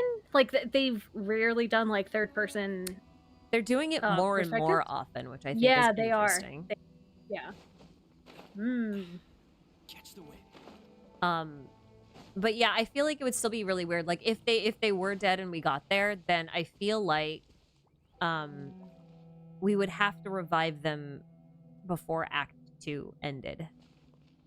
And then I don't know where the plot goes from there. I think it's too up in the air for me. I can't guess. I'm all out of guesses. Yeah, I don't know. I mean, like, I could see it going a lot of different ways. I just don't know that I could justify it given the information that we have, which is basically nothing. We have nothing. But you know what? Liben is coming soon, so maybe we'll have something. Or maybe he'll give us nothing. Maybe he'll also be a disappointment for Natlan lovers. The one time Liben fails us. Liben. Did you see the theory that Liben might be Nibelung? Because of the anagram of his name. Nibelung. You can't spell Nibelung without Liben. Yeah, like because of the I'm anagram on board. of his name. I'm on board. I thought that was he's really funny. Wait, he's also got the pompadour, which feels important. Probably. What was even in this room? I don't even remember. Oh, this was one of the 3 things we had to do for Enjo to find something. I don't know. Oh, yeah. I should really redo this quest at some point.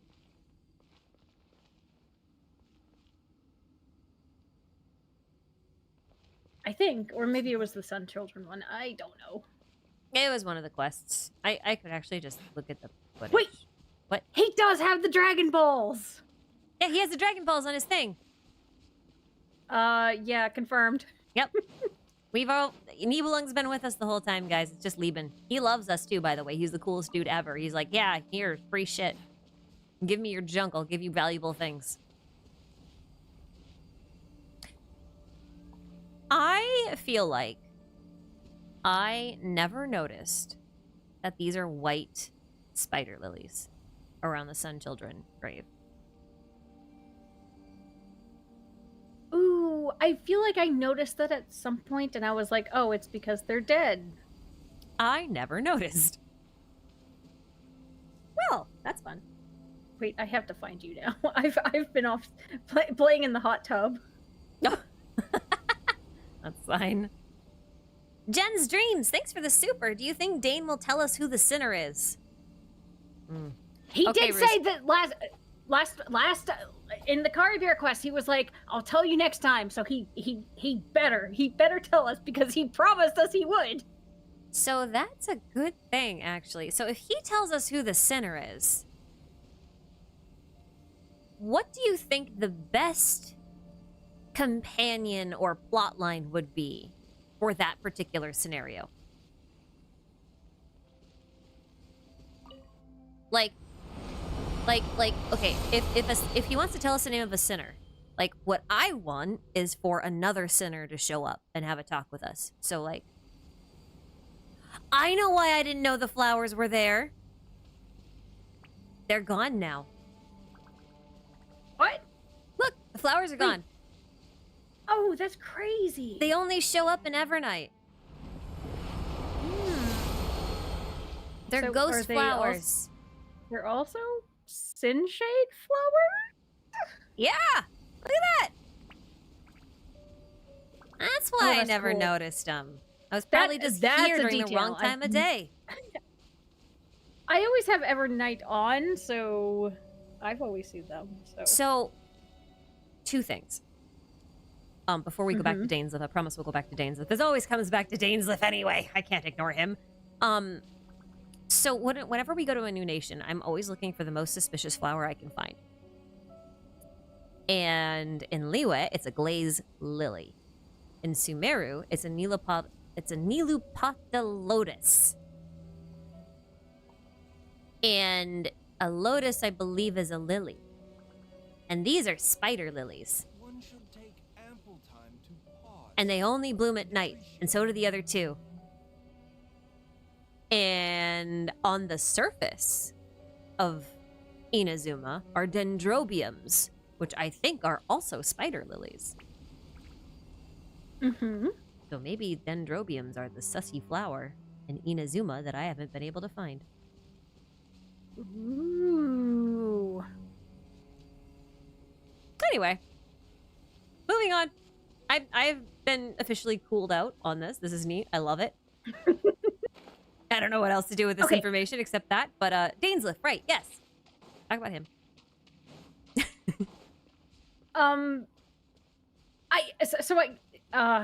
Geez, my brain went into a totally different direction. Like I basically created a fan fiction in my head where like during the Dane quest, we find Dane and Kaeya drinking in Fontaine, and they're like, "Hey guys, oh yeah, like oh, they're drinking the Dane. last of the synth, yeah, right? Because of the absinthe. They're like, there you go. yeah, they had to go drink the synth, right? So we meet them in a cafe, and Nouvelette walks by, and he's like, "Oh, you guys aren't from here." And Nouvelette feels this deep sadness within him relating. So they have a bonding moment, and then we just go on wacky zany adventures with Nouvelette, Kaeya, and Dane. Like, okay, to be fair, Dainsliff and Nouvelette would be besties. Listen, okay, like, guys, I know this is, like, completely cope and, like, honestly my own fan fiction, but listen. Theories are just fan fiction with, like, with rationale. To be fair. We could probably make it work. It could work. I think it could happen in some alternate reality, maybe. Listen, I'm at least honest when I'm like really going off the rails. Oh yeah, as long as you acknowledge you're on the crack train, it's all good. That is just for fun. I mean, it's just for fun anyway. This is a game, but like, you know. Then it's please don't take me seriously. Like, take me even less seriously than you already do. Listen, they're like my 3 favorite characters. I love them. I quote Dane all the time. I know. And rightly so. But he actually has a lot of nice things to say about Nouvelette, which is unusual for deity-like things, which means that Dane kind of likes dragons. Do you think Dane knows? Did we have this discussion?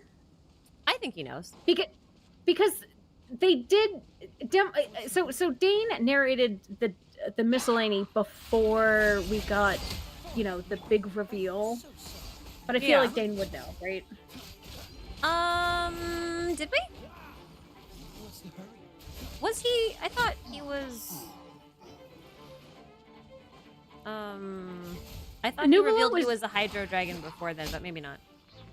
No, so Nouvelette was released in 4.1, and the Archon quest there is when he's like, "Hey, I'm the Hydro Sovereign. Please keep it a secret." But the miscellany came out the day of the release. I see, or like the day before. So he never calls him a Hydro Dragon, but I just kind of assumed he No, knew. but he had sussy lines about like people like living in a world like pretending to be happy with their captors or something. Right. Yeah. Like, yeah. It was very sussy. It was very much fire your boss.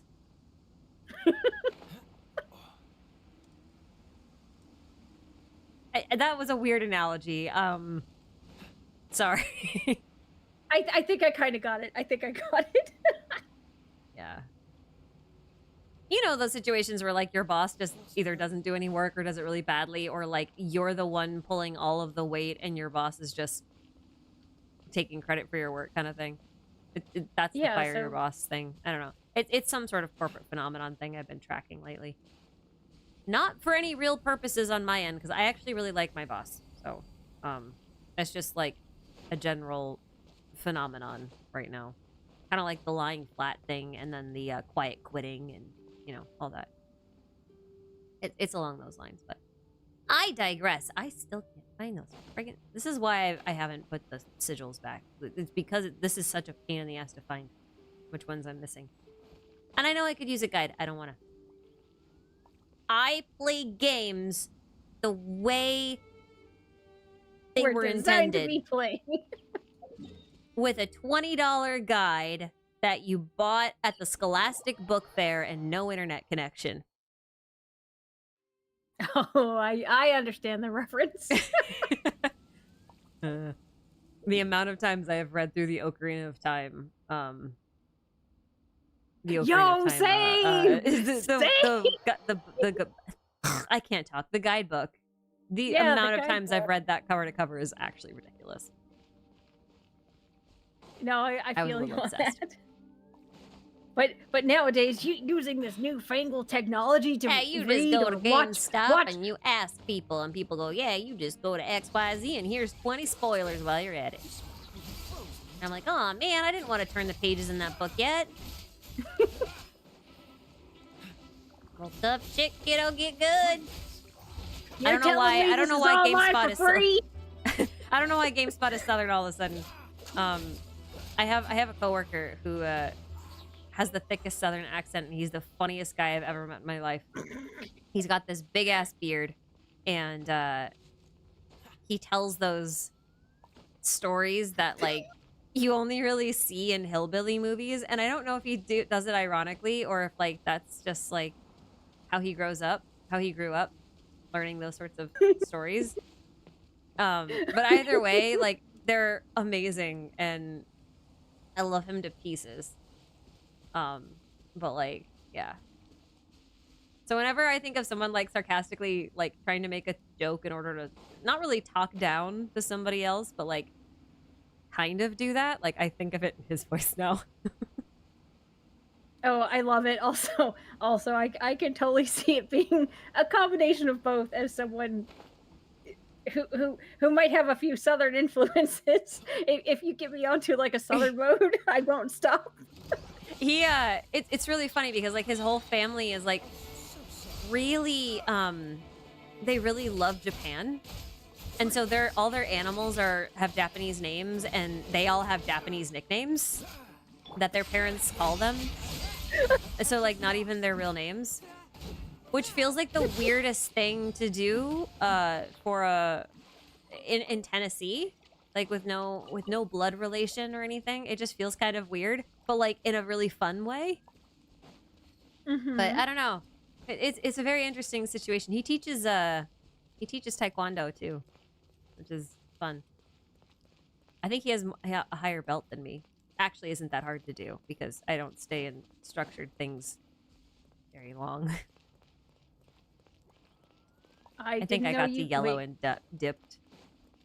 Wait, and you said Taekwondo? Yeah. Did I mishear that completely? Okay. I think he does. Is it Taekwondo? I'm gonna ask. Because now that I've said it out loud, I'm like, wait, is that what he is? Oh, me?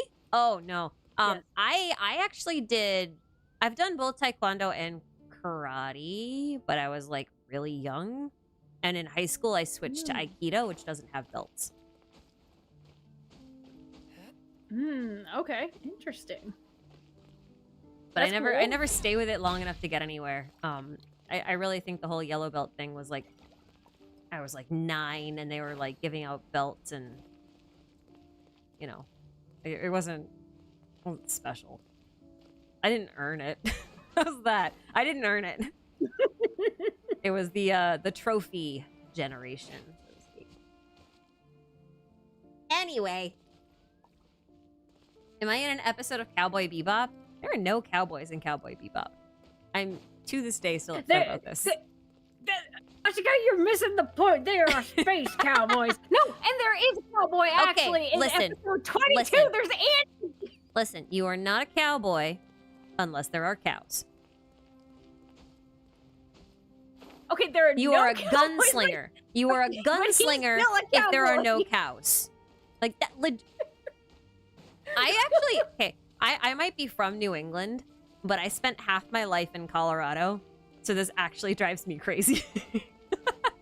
It's like the weirdest pet peeve to have, the difference between cowboy and gunslinger.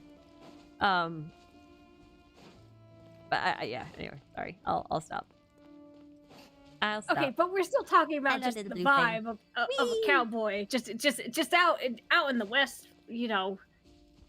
Where is cows, Roozy? Where are the cows?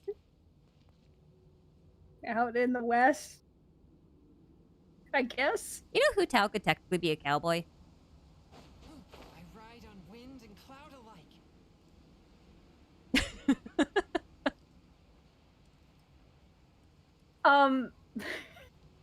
Say that again?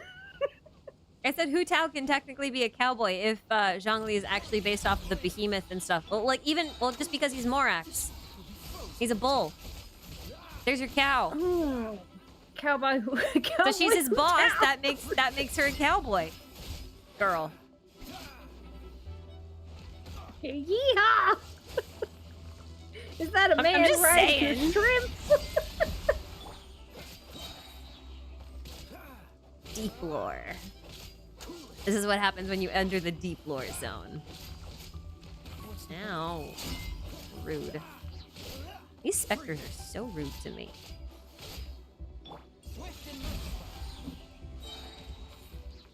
Give me all your husks. They're all dead. I see you've dealt with them before I arrived, as usual. Sorry. Oh no, it's not like I'm just waiting for you to beat them and then I show up. Well, I mean, you're keeping me healthy. You're actually playing the healer the way the healer role is intended to be played. Wait, am I? I haven't been pressing any buttons. I mean, okay, well, my Kaey is kind of hurting. You could heal me. That would be cool.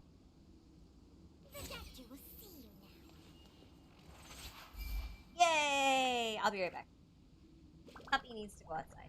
He's, like, looking at me and crying. Wait, do I have to take care of chat then? Am I babysitting? Guys, it's chat. It's just you and me. I've taken over. What silly little babies I have. Little fluffy balls of... They want to be outside where it's cold. You know, it's a strange problem to have when your dog's internal temperature is so different from your own. Like, I like to have my house to be pretty warm. But I actually can't put my thermostat over 60 without my dogs, like, freaking out. Because it's too hot for them. It's just some chronic problem I have flaring up again. I mean, I usually have it on 68. But, like, you know, they're outside. It's, like, 24 degrees outside. Fahrenheit. I gotta clarify. And they're happier out there than they are in here. Oh, you actually have snow dogs. I have Australian Shepherds. I got snow dogs, like legit snow dogs. They got double coats and everything. Fenris would sleep outside all night if I let her. I don't. I feel like I'd have to be one of those people who would put up a sign in their yard that says, "My dogs are fine, they're happy. Please stop calling animal control." Or stop calling the animal shelter or whatever. I feel like I'd be that person. Don't worry about the dogs. I can't get them inside. They love it too much. Legit. Especially if I have mice in the house, because Fenris is actually afraid of mice. I don't actually think she's afraid of mice. She's afraid of ghosts. Which is a strange thing to say about a dog.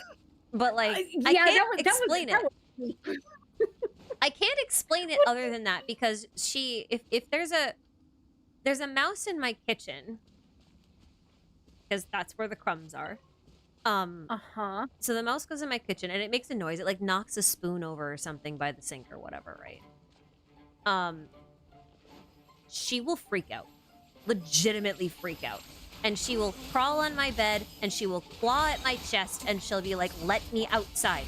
And then I'll have to bring her outside, or she'll like claw at me, like on my face, until I let her go outside. And then she goes to the farthest corner of the yard, curls up under a tree, staring at the house, and will not move. If I want her to come back inside, I have to go and physically pick her up.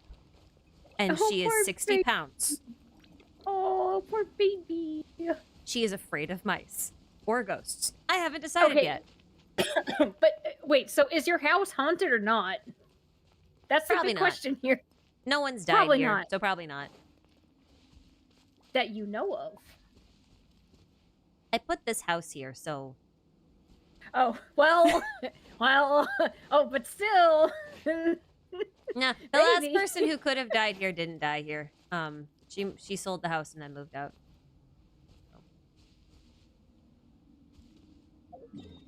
Well, that was a somber note. Sorry. Well, I was, I almost wanted to make a joke about, like, you being a serial killer and you're, like, trying to cover your tracks now, like, haha, no one has died here, definitely. I kill Like, cereal. That's true. You gotta harvest the wheat. That's why I've got a sickle.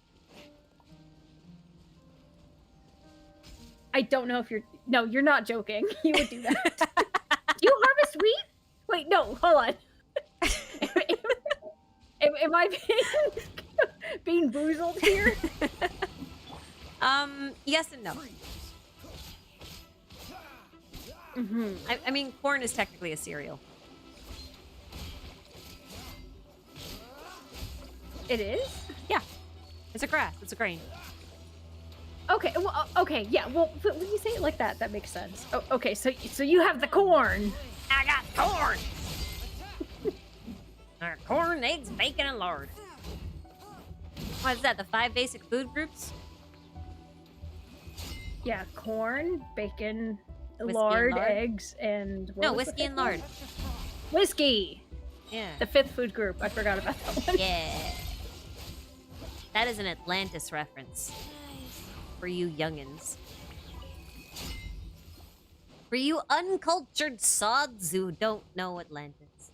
It's a good movie. Oh, I haven't seen Atlantis. You're talking about the animated movie, right? Yes! I have somehow never seen that movie, despite, like, both the main characters, like, just... they probably could have caused an awakening. I will now proceed to force you to watch a movie. I'm not Okay. saying which movie, but it might If I had to start with an guess. A. If I had to guess, It it's might be probably- Stargate. I don't know Hey, yet. I've already seen all of Stargate. Did you see Stargate Atlantis? I did! How can you watch Stargate Atlantis and not have seen the animated Atlantis? Oh, because my parents watched Stargate Atlantis. Wait, hold on. When was Stargate Atlantis? That was... Oh god, don't ask me. Oh, that was 2004. No, oh. No Stargate Atlantis Listen, we either? all... No, I have seen Stargate Atlantis. I'm having a meltdown. Listen, we all have gaps in, like, our what makes us us, right? Can I just like, we all have our say- missing pieces. For- I'll watch the movie eventually. And I'll put it on my watch list right now. I will mail it to you. You would. I would! I have an extra DVD. I would mail it to you. Don't ask me why I don't know an if I have extra a DVD player anymore. Listen, okay, for chat, so this isn't weird. This might make it weirder. I still have Space Jam on VHS, so like it's not weird Come for me on to have and extra slam, VS. and welcome DVDs to of the things. jam. Just saying, they're also just really cheap these days. So sometimes I just grab them for $1. I don't Man, like Space Jam having was to so pay good. for things on YouTube or Netflix or whatever because I don't own them. It annoys me. Now I just have the Space Jam theme stuck in my head. I'm sorry. I'm not really sorry. Lola was also an awakening for many people. I'm not complaining. I still have The Sound of Music on VHS.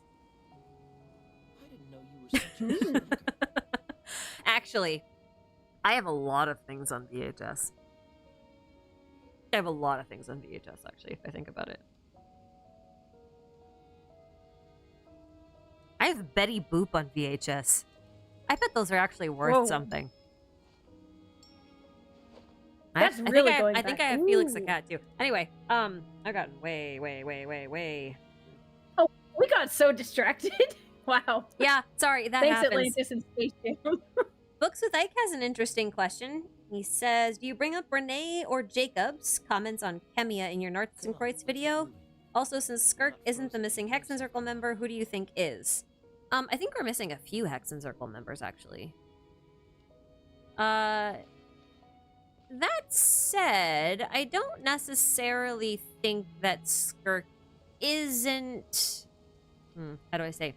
Of the same ilk. as the rest of the witches, even if she's not a member of their coven. Kind of like Mona. Not Mona. Lisa. Sorry. My brain did a thing where I merged the names and I said the wrong one. Like, Lisa is a witch, but she's not a member of the Hexen Circle's coven. That's actually a weird thing to say, a Hexen Circle coven, because Hexing Circle just means coven. Coven. It's like Table Mesa. Or like the La Brea Tar Pits in Los Angeles. It's literally the Tartar Pits. Did I? I forgot these scrying bowls actually did a thing. Yeah, what? That jump scared me. Sorry. It's like, what's happening? I forgot they did a thing. It's been a while. I completely forgot about them too. It's giving chai tea. Yeah, exactly that. It's very chai tea. But yeah, I don't think she's not a part of their coven. So like I think she's of the same ilk based on her comments about Surtur and Rhindaughter. I don't really talk about. I wonder if I should. This would put me over the 70 minutes mark if I make a note of it, though. No, this has to be a separate video. I'm telling you right now, make it a separate video if you're going to talk about Kimia. I mean, I'm not really. It's more to do with blood. So the thing about the, how do I put this? In real alchemy, the stages go Nigredo, Albedo, Rubido. I mean, sorry. See, this is the problem, is Genshin swapped things around and it gets confusing. So in real alchemy, it goes Nigredo, Albedo, Citrinitas, and then Rubido at the end, making it red. But then Albedo says that Chemia switched those last two, so it goes Rubido, Citrinitas instead. And if those names are hard to remember, use colors instead. It goes black, white, gold, red in normal alchemy, but it goes black, white, red, gold in Chemia. And I think Chemia goes red, gold because gold is the goal, which sounds kind of basic.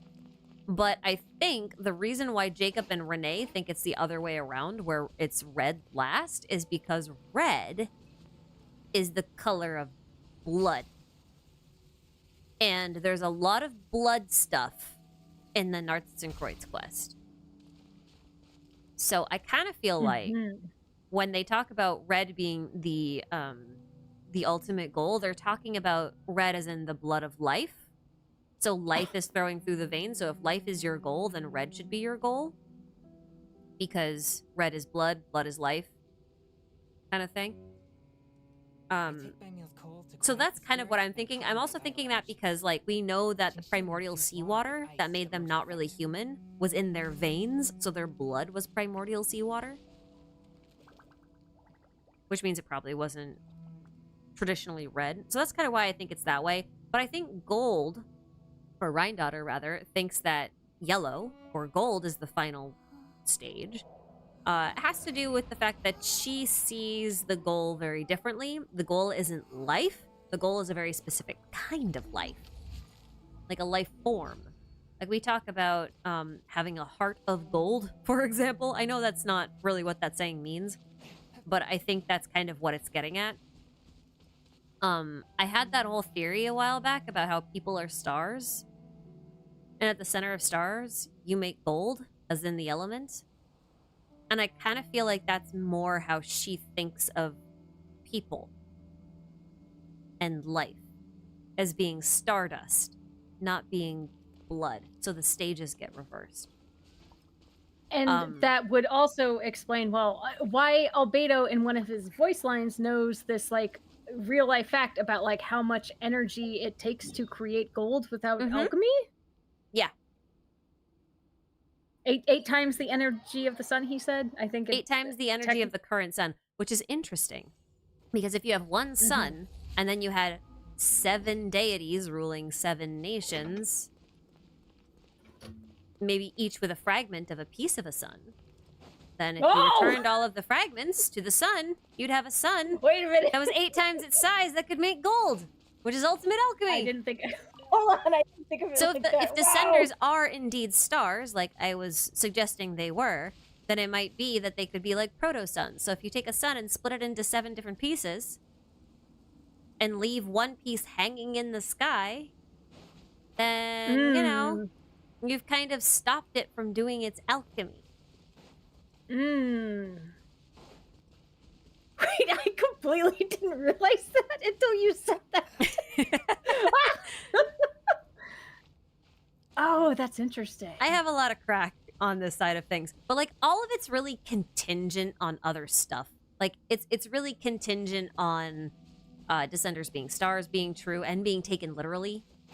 You know, like that has to be also a thing. So there's limited stuff I like to say on the topic for that reason, is because it's contingent on so many other auxiliary things that I kind of expect people to either know or agree with me on or have watched, and that feels unrealistic to me. So that is my personal headspace, though. That's interesting, because I know that. So I also have not talked about Kimia like at all, even though like I've been looking into it. It's just I'm still so like not even half baked about my thoughts because sorry, excuse me. There's so much dog hair floating around in here. Oh, you're in good company. Don't worry about it. You should see my rug.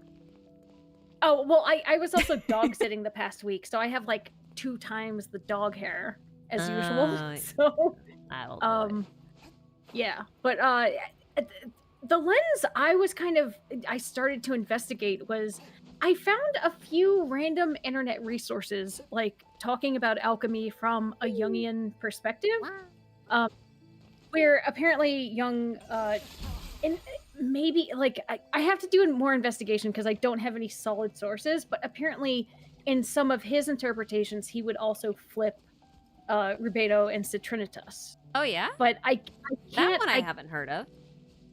I would have to dig it up. I have it in my notes somewhere. Like I haven't looked at this stuff in like 5 weeks. That sounds like something that would be in there. It would be interesting if we could see. I know some people we should ask. Yeah, and here's the thing. It wasn't like an obvious thing. It was like a few pages I would find that would like randomly reference this, but it's not. And I don't know if I can. I feel like the thing to do is just like obviously just go back to everything he's ever written and just read it all, right? Then I could find the answers. But realistically, probably don't do that. That sounds a little overkill. But I mean, you could. It'd be great if they could at least point you to the book it was in.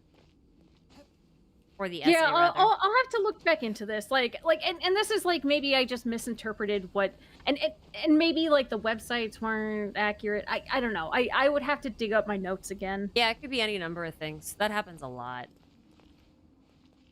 But I know people we could ask who could probably give us a good lead at the very least. Great. Yeah, but I'm also thinking that like maybe I don't know if it's a thing because I feel like if it were a thing, maybe someone would have pointed that out already. I don't know. I don't know about that. 'Cause like the breadth of topics that this game covers, you kind of have to pick your battles, right? You have to pick whether you're going to look at it through, you know, like a Jungian lens, or if you're going to look at it through a Platonic lens or whatever. Like, you kind of have to pick one and sort of just assume you're going to be the expert on that one. Because, like, if you try to do everything, you tend not to do everything really well. And I don't mean you. I mean, this is more of a note for me. Oh, I do this a lot. No. Like, a lot of my stuff ends up being very surface level, kind of because it has to be, because there's so much to cover that you got to read and go through and like connect to in-game stuff and make sure you actually understand it. And like, even if you understand it, since a lot of it's philosophical and stuff, like you may not understand the nuance. I get schooled on a regular basis, honestly, by people who know more than me about things. So like, I think it's I think it's possible for sure that it gets missed. Because you'd kind of have to be really well versed in the stuff to begin with. Mm-hmm. And I don't know that many people who play this game and are like really digging into the lore are. And even then, even if you were, you would still have to have something that triggered that association for you, don't you think? No, that's true. That's true. Also, I will say, I feel like I'm always learning things from people, like, from Disco and, like, comments. And I love getting schooled because I'm a nerd. So I kind of love it. That is actually the best part about sharing theories publicly, I think.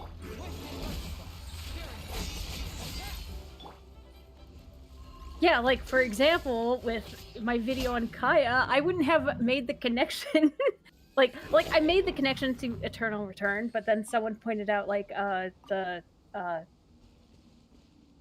book, the Unbearable... Oh, I'm blanking on the name. Oh my goodness. The Unbearable Lightness of Being. Yeah. I wouldn't have made that connection unless someone commented that, so... Yeah, I know what you mean. The same thing happens to me all the time, like, even with really simple things that I feel like I should know, that I'm just like, why did I not know that? Like, the most recent example for me was the Oppenheimer quote, "I am become death, destroyer of worlds." Like, I have apparently not learned enough about Oppenheimer himself. I've only really learned about, like, a lot of the stuff he did and, like, the fallout, no pun intended, of, like, the stuff that he did. So I didn't know that he was actually referencing a Hindu scripture until someone pointed it out to me, because I didn't even know to look for it. Because I had never been in that situation where I had to dig into Oppenheimer deeply beyond, like, his work. Mm-hmm. You know? There's stuff like that. Like, even realizing that, here's a preview for the recap video for the patch that I'm gonna do.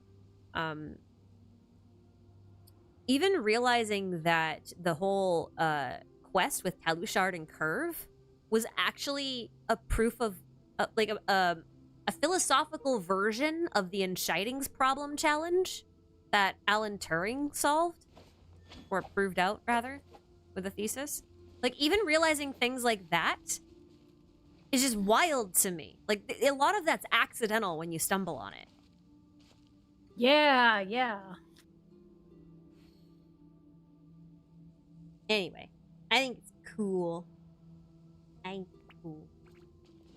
I don't know how they do it. I don't know, like, it feels intentional, but it's like, how do they manage to incorporate so many references? It's actually not I mean- hard. It's okay. Let me clarify. It's not hard to do. It's really hard to do well. Okay. Like, And I think, if my memory serves, and someone can correct me if I'm wrong on this, which I could very well be, I believe that Xiao was one of the first characters they made for this game. And then they kind of created an Archon War in order to sort of justify a lot of the stuff he'd been through, and they kind of built outwards from there. From what I remember, that could be only part of the story. It could not be the whole thing. I don't actually know. But, like, assuming that's true, just for the sake of argument, for this example, right? Assume that's true for a minute. All you have to do at that point is be like, we're going to flesh out one character really well. We want him to be reference to a yaksha, so we're going to use Hindu and Buddhism and all that kind of stuff. Well, what are the most important things in that? Oh, well, Sumeru, and there's other yakshas, and, like, oh, we want to connect him to really important deities from our cultures or mythological creatures, so let's give him some friends. And then, well, what caused the Archon War? What could we link it to in a related mythology that Xiao is referencing, right? And then you create another character, and you're like, okay, well, I've clicked on this link about Garuda, and it links to Vishnu, so we should make a Vishnu-style character.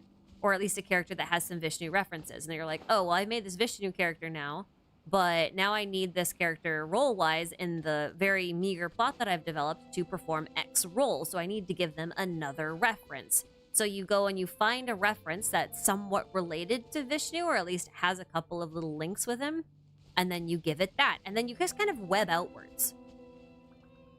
And the thing is that makes sense. That makes sense. Because the real world is so interconnected, because all of these cultures exchanged things at some point in time. Like, we all had the same kinds of plants.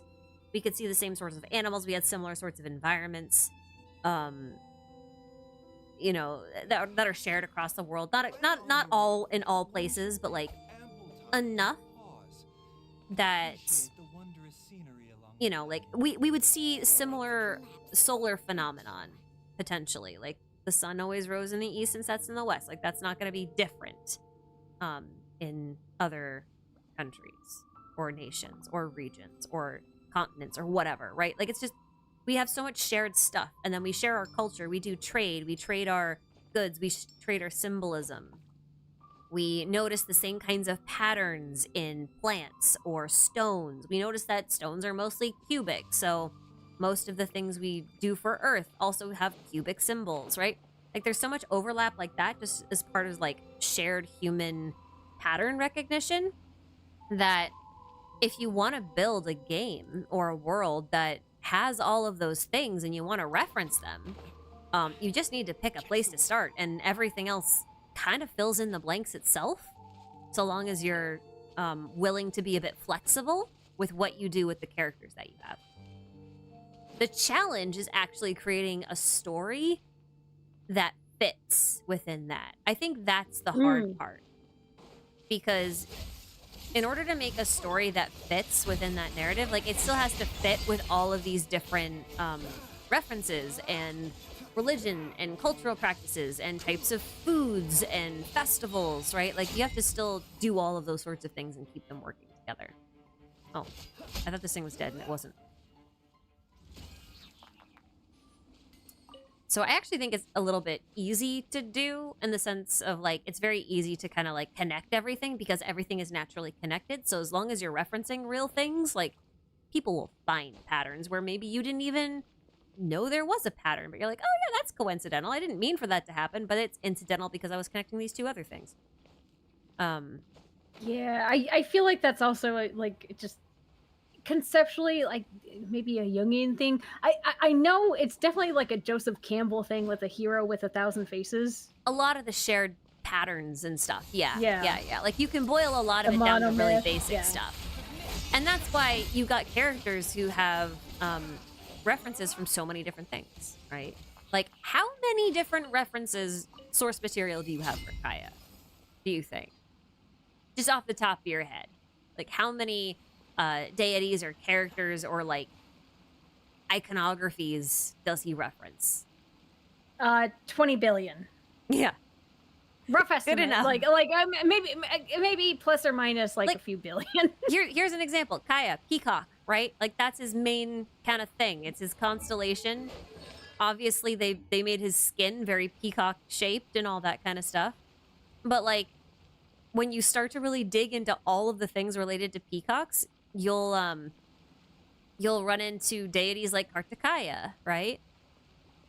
Very peacock deity. You'll run into peacock stage in alchemy. You'll run into all sorts of little things. Like, you'll run into Hera, the Greek goddess, wife of Zeus, who had the peacock.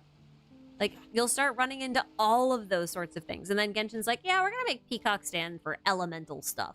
And now that has a whole different layer, right? And, like, they didn't really have to do any work creating the lore for that. You know, they're just borrowing it.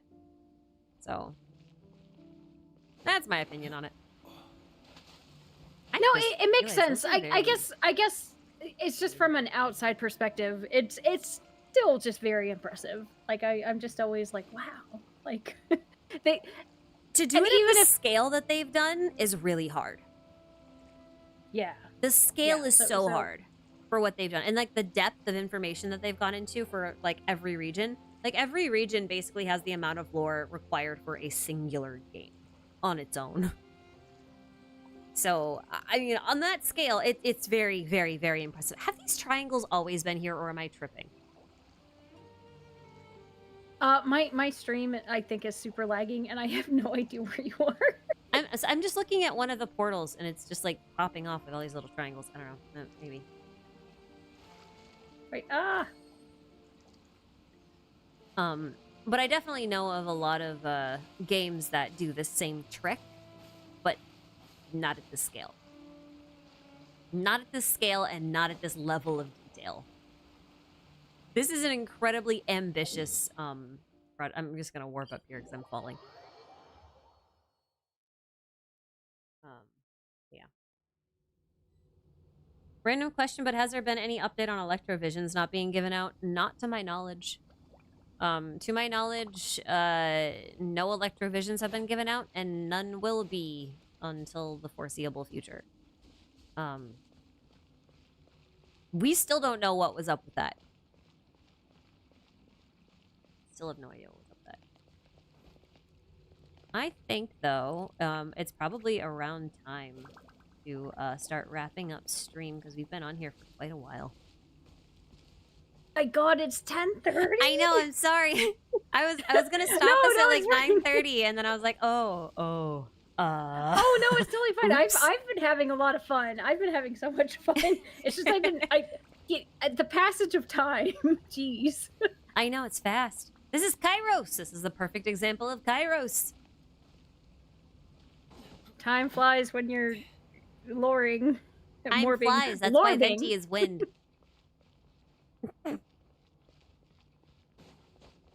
That was terrible, but I love it. I know. But it's totally something they would do. They would totally do something like that. People get on my case a lot about, like, say, finding wordplay where there isn't any, and I'm just like, listen, you guys don't understand. Hoyo really likes puns. Like, it's not just me wanting there to be things there. Hoyo loves wordplay. Absolutely loves it. This is still, like, one of the weirdest little spots in the whole area. What are you guys doing in the fountain?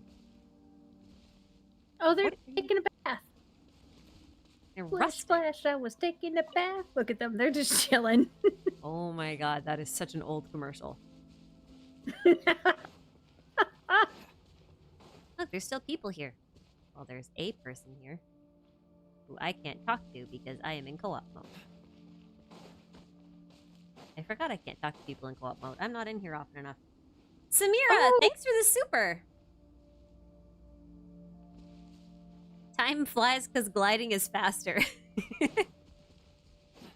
Wouldn't gliding be faster? Oh, man.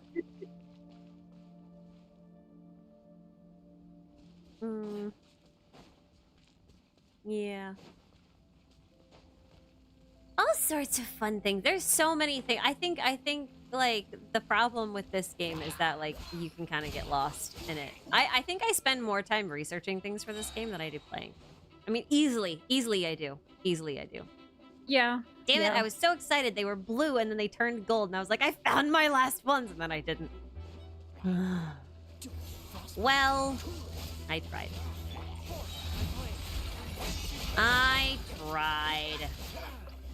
I will say though that even though like I spend more time just looking up things and references, I like getting lost in the sauce. Oh, it's fun. It's definitely fun. I just think it's funny that like most of the information I can find on the game isn't in the game. You know what I mean? Yeah. Like, for example, the whole reason why I was like, a couple of years ago, I'm just like, you know, Scaramouche could end up being Animo. And people were just like, no. And I'm just like, but he might be Fujin. And they're just like, no. And then he ended up being Animo. And they're like, oh. It's one of those moments where you're just like, oh yeah, that was nowhere in the game. There was nothing in the game to indicate that. Until he got the vision. Yeah. Like, so all of that was outside of the game. Like, you would have had to know about Raijin and Fujin sibling relationship thing, you know? What's the hurry? Oh, wait, quick question. Okay, so Fujin is apparently also the Carp Adeptus, right? Should be, but like, there's Fujin and then there's Fujin. Yeah, no, I was gonna say, like, I looked it up on Wikipedia, and apparently in China it's a hat. So is it? Yeah, Interesting. like hold on. Let me look that up. It's See, I'm learning. wait, My where was brain it? is full of learning. Oh wait, is this guy a cryo Was herald? it I'm gonna be in Wikipedia? trouble if he's cryo. I think Did I he's hydro. gaslight myself? Did you gaslight? Bow before the abyss. Oh, Fujin headgear. So Fujin Chinese, literally width of cloth is a type of guanmao, a male traditional headgear.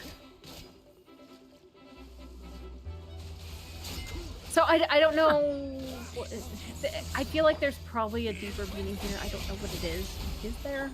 But it's different from like Japanese Fujin. I think that's my point, right? Yes, I would assume that was your point. I mean, I don't know what your point was because I'm not. In your Maybe head. I didn't have a point. I was Well, just I'm thinking out not loud. in your head, so I don't know where you were going with it. I got stuck. Yay, ley line branches. Oh, these guys do still drop dark statuettes. I didn't know that. I feel Headgear. like I should know Hat that. guy. It's all connecting now. And that's why Hat Guy is important. All of the hat lore. Hat impact. I mean, that was Fontaine, basically, right?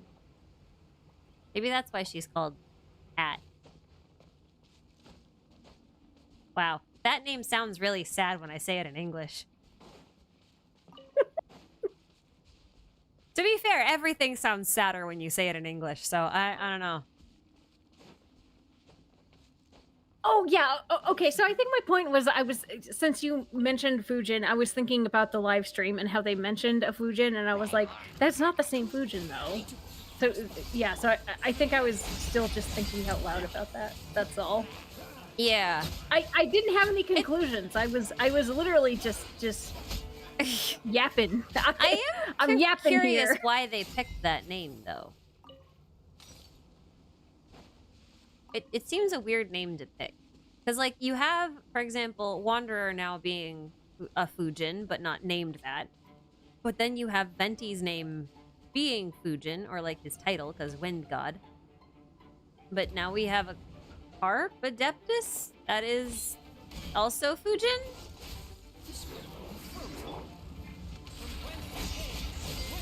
I feel like that's a lot of Fujins.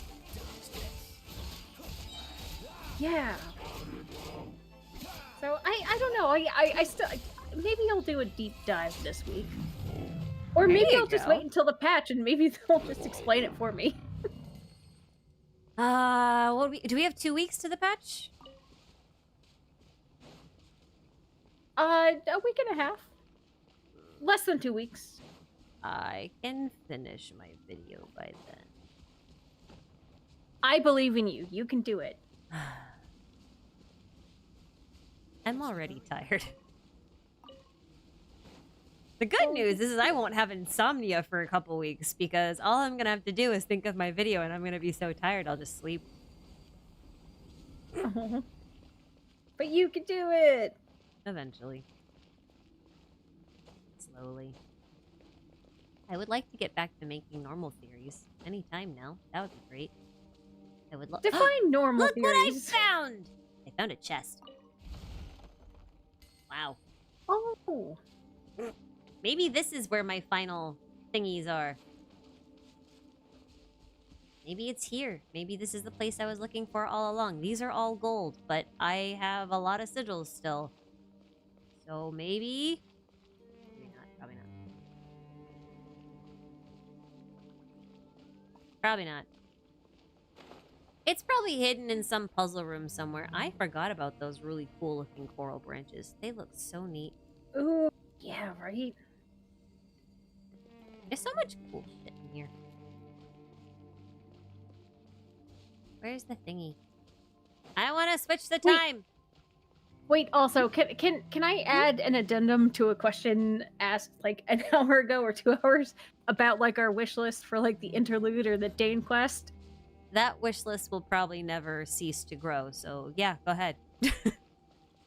I want want to come back to Enka for like a Dane quest or something.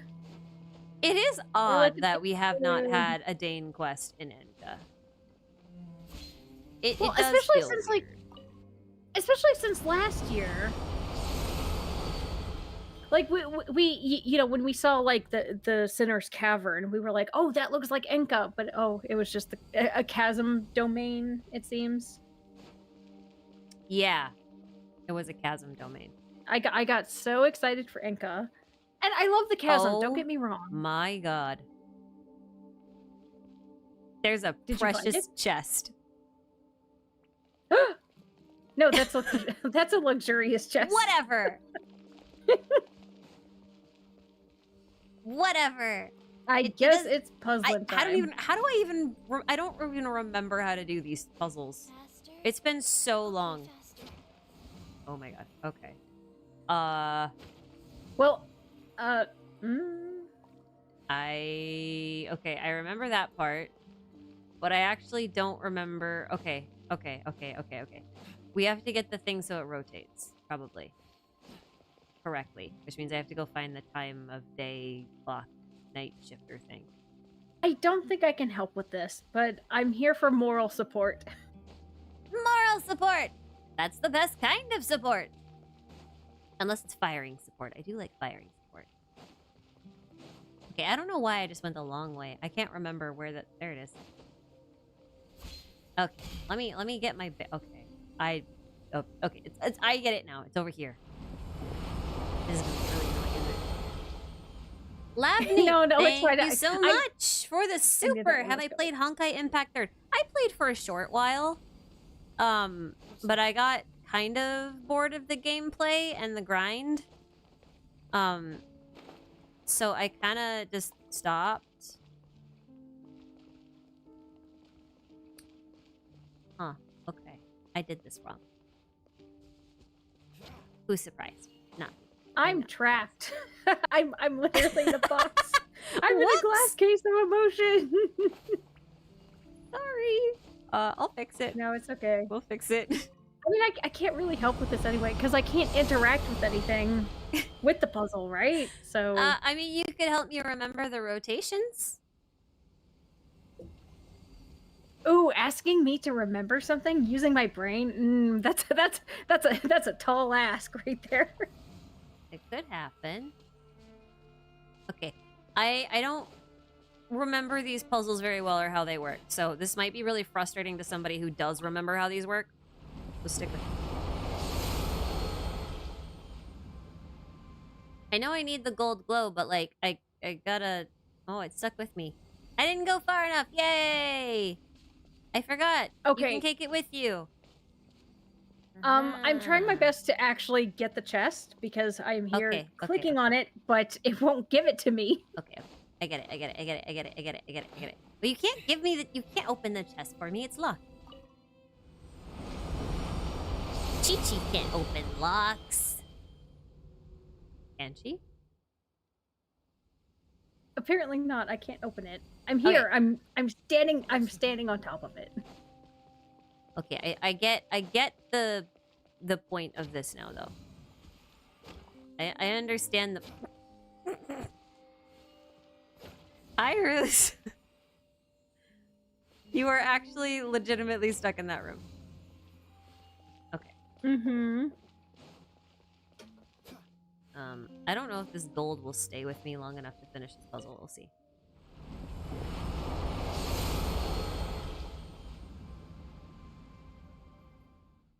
Do I actually believe Renee and Jacob believed everything that Narcissus Ordo preached? Or, hold up. Or were they just using esotericism to manipulate rich people into funding them? I think it's a bit of both. I think there's, like, for them, the order was a means to an end.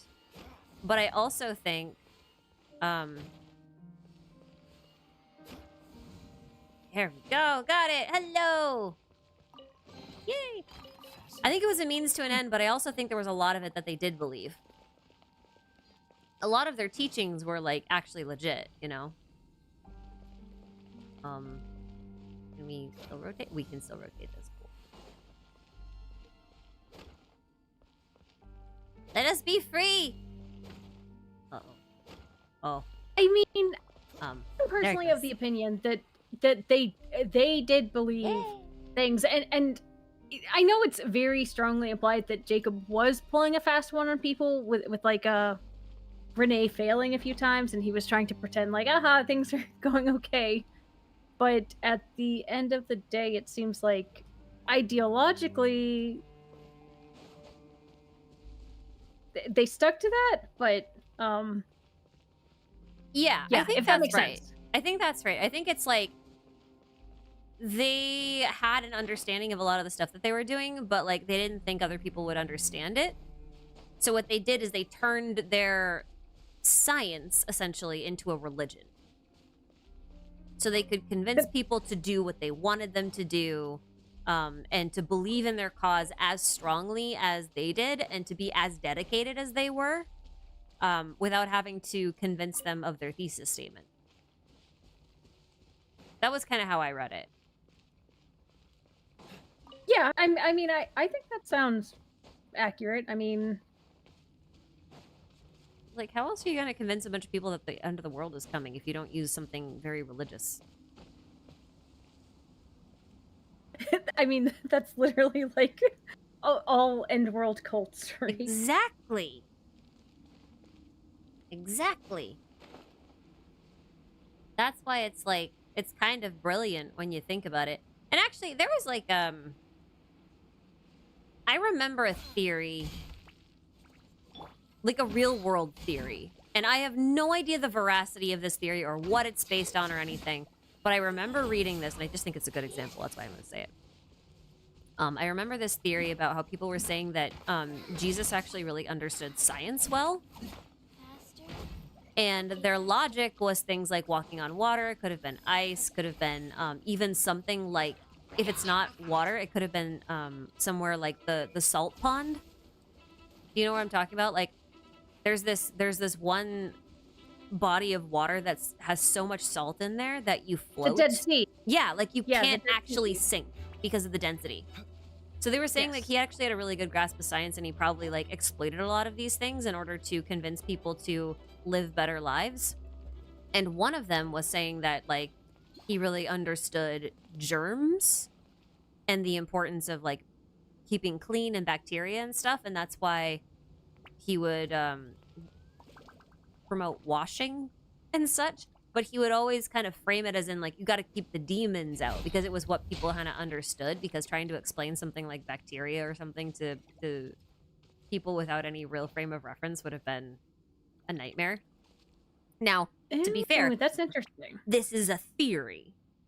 All right? It's not corroborated by anything, and I'm not promoting it as any sort of truth or whatever, and I don't know what information there is to really back this up, if any. But I think it's an interesting example of the kind of thing that Jacob and Renee did. Kind of skip the explanation in favor of the esoteric, because people find the esoteric more compelling than science. Or, you know, like the real truth of the matter. A lot of people find lies, in fact, more compelling than truth. Most of the time. Ooh, that's interesting. So basically, Renee is also Jesus. I'm kidding. I'm kidding. Exorcism uses monitors to counter evil. That shouldn't have made me laugh as hard. They are not the true way. Are you okay? I'm good. I'm good. Sorry, I don't know why that was so funny. Okay, sometimes we just get the giggles. you get infected with the giggles. Oh man, that was funny. That was really funny. That was really funny. I like that. Yeah. It isn't this funny. No, I know it's not that funny. That's why I'm laughing. Because it shouldn't be that I'm funny. not funny. Should not be. What are you talking about? Maybe it's funnier to me because I've just spent like 2 weeks doing nothing but reading about Renee and Jacob and everything relating to them. And so, like, in context, this is really funny to me. Because I've basically labeled Renee as a doctor who couldn't save anybody. And a guy with a savior complex. Oh, definitely a savior So- complex. Yeah, I think that's why it's so funny to me. Just the context. I have so much context. I have too much context. I need to cut back on my context. That'd be good. Anyway, maybe that's a good place to leave it. Yeah, actually, Ashika, I was gonna say, this stream actually is an Long? intervention. Yeah. Oh, No, it's an intervention to get to Right. cut off the context for a bit and give me some rest. Okay, but you know that I'm gonna make at least one more amendment based on this stream, right? Like At that. least, that's at gonna least. happen. Oh. Yeah, because you're right. I should include the thing about the chemi because it's actually related. I did not say you should include that. I was saying it's complicated. I was just No, bringing I up ideas. I know, but like it's a valid thing to bring up. It's actually kind of important to something I'm gonna be talking about in there. So you know, like Okay, but did for I the just record, find chat. another puzzle? Oh my god, I'm gonna Chat, lose my mind. lore spores. I did not That tell is not a Ashikai to name that's include gonna this. stick. What if we I will make it a not thing? keep that name. Stop making it a thing. It won't be a thing. I can't believe there are puzzles in here that I have missed this hard. Oh my god. Okay, but my point still stands. For the record, chat, I did not tell Ashikai to include this. This is her own masochism. Hey! That's Sorry, so I rude. meant attention to detail. Sure, yeah. Mostly just for this quest. I feel like this quest is one of those ones where I just feel like it's really necessary to have as much detail as possible. Like, I don't feel like it's enough to just kind of gloss over everything. I know Minsleaf did a little thing on it. Oh, maybe there isn't a puzzle in here. Maybe it's all a lie. All a gigantic hoax. Who would have known? I know she did a much shorter, more concise synopsis than the one I'm doing. Which I think will be really good for the people who just want more of like, here's what happened in the quests, and here's a little bit of the backstory, so I think that'll be really good. Ashikai, come here. What? Look at the symbol. Look at the symbol. Wait, where are you? Oh, I'm where you just were, in the puzzle cave room. What? Did Come I miss here. Something? Was I not looking at something? Oh, the little, Oh, this. little key thing. Yeah, I was looking at that. That looks familiar. I like how your Sealy lights it up. It does look Wait, it does? familiar. You know what it looks like? Hmm. Looks like my belt. Well, maybe not. Maybe not. But it's got the vibes, man. It's got them Sealy vibes. The Kavarna earrings. Oh yeah, upside down. Yeah, wait. this way. There's the Sealy. Wait, Upside down. artifact.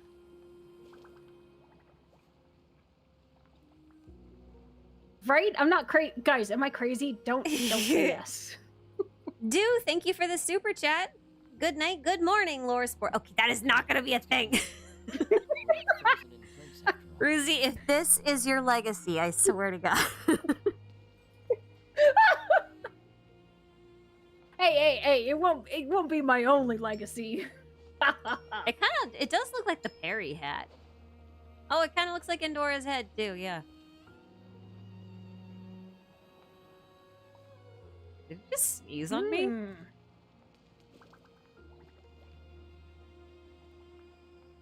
Looks like that huge water thing from Fontaine that's unkillable. Oh! The angry Eidolons. Yeah. It kind of does. You're right. Interesting. Wait, more Fontaine connections? Yeah. There was nothing in here, really, except like a chest of... Huh. How weird.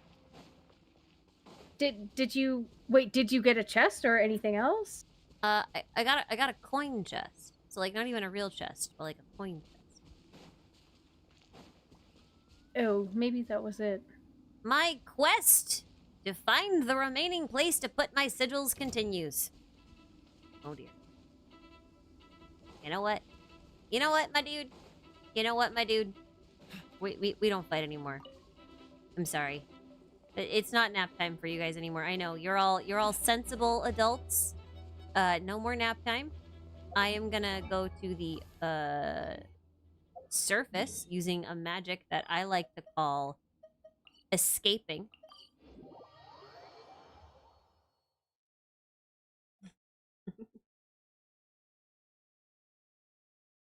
Lord. Melodia Guys, don't said... enable me. Don't enable me. Oh, Sorry. you've already sown the spores of this. You gotta live with the consequences now, man. Melodia says that they noticed that Farina's idol in the team configuration screen doesn't have the special Archon effects. And do we think we'll never get a proper Hydro Archon? And to that I will say, yes. I think she's normal. She's a normal human now. There's no more Archon. And there will never be. Mostly because I think the whole game is going to have the whole thing with the cycle of the 7 being broken. Like, we're not going to have a 7 again. Humanity shall be freed! Freed from its shackles! Yes. Anyway. Anyway. It is interesting that Child's passive icon is the same as the Crown of Insight. That could be representing the primordial one. I mean, it could be, but basically what he does is he just gives you a talent level. Which is what you give people a crown for. So, like, it could mean something, but it could also just be mechanic. We'll see. We'll see. Time will tell. Azzy, thank you for the super as a loyal lore spore. I'd like to say thank you for being my only source of entertainment during this awful work shift. You're welcome. I'm sorry. I'm not sorry, but like, I'm kind of sorry. You're not sorry. Nor should No, you I'm be. not, This is gonna be a thing, sorry. apparently. My one lasting legacy in all of this is I want to ensure that loyal viewers of both of our channels understand the magnificence of the mycelium. And for that reason, and no other reason, we will end this stream in the most appropriate place possible. In front of the great and powerful, magnificent Shamaran. Because I love her. And I said I was going to do a theory on her like ages ago, and then I got really distracted. And I never did it. What else is new? You know, the chasm has the same bioluminescent water as both Inazuma and Enkanomiya. Ooh. Behold the magnificence of the Shroomland! These are your overlords. They made photosynthesis possible. They made life on land possible. Plants would not exist without the magnificence of mycelium. And their fruiting bodies. The mushies. Jeez. Wait, Mighty also, love. But that was a very nice decree. It sounded very like oh, empowering, how come she very, won't very talk to me? elegant. How come she doesn't talk to Oh. me though? She should talk to me. I want to talk. Hi, Mom. You're in co-op. I think that's why. Right? No, I don't think she talks to you after the quest. I don't think you can talk to her again. Oh no, you can! Oh. Oh, wait, what? Oh. Wait, why can I talk to her while you're here? Did you leave? Huh? No, I'm right here. That's weird. Well, that's not an ominously cryptic set of lines.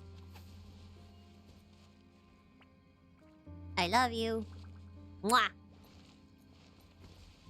I love my mushy overlords. They are the only thing worth my respect. I'm just kidding. Well, only half kidding. Only half kidding. Only half kidding because they are definitely worth my respect. But probably not the only thing. I just love Where them. did you go? I'm watching there you you from a are. distance. I'm just pink. I blend in. I am camouflaged. I am one with the shrooms.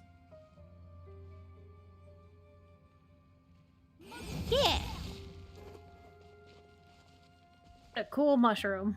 The coolest mushroom in the world! It looks like a weeping willow. For some reason. I want to know what type of mushroom this is supposed to be. I don't actually know.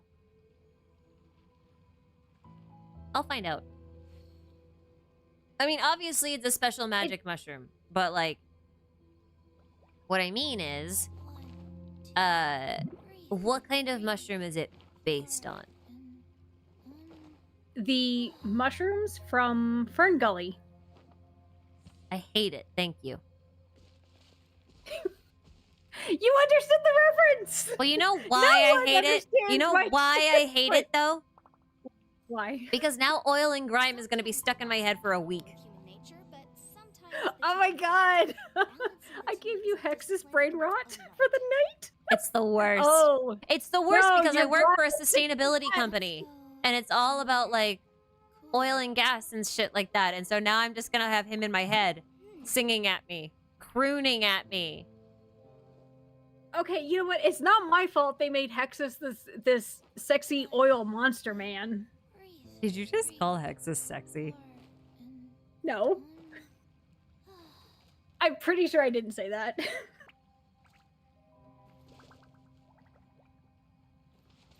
Goodbye.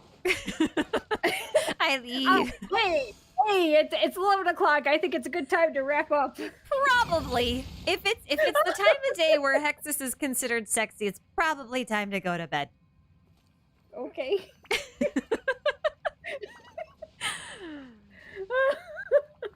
I'm just kidding. I'm giving you shit. I'm not gonna. I won't judge.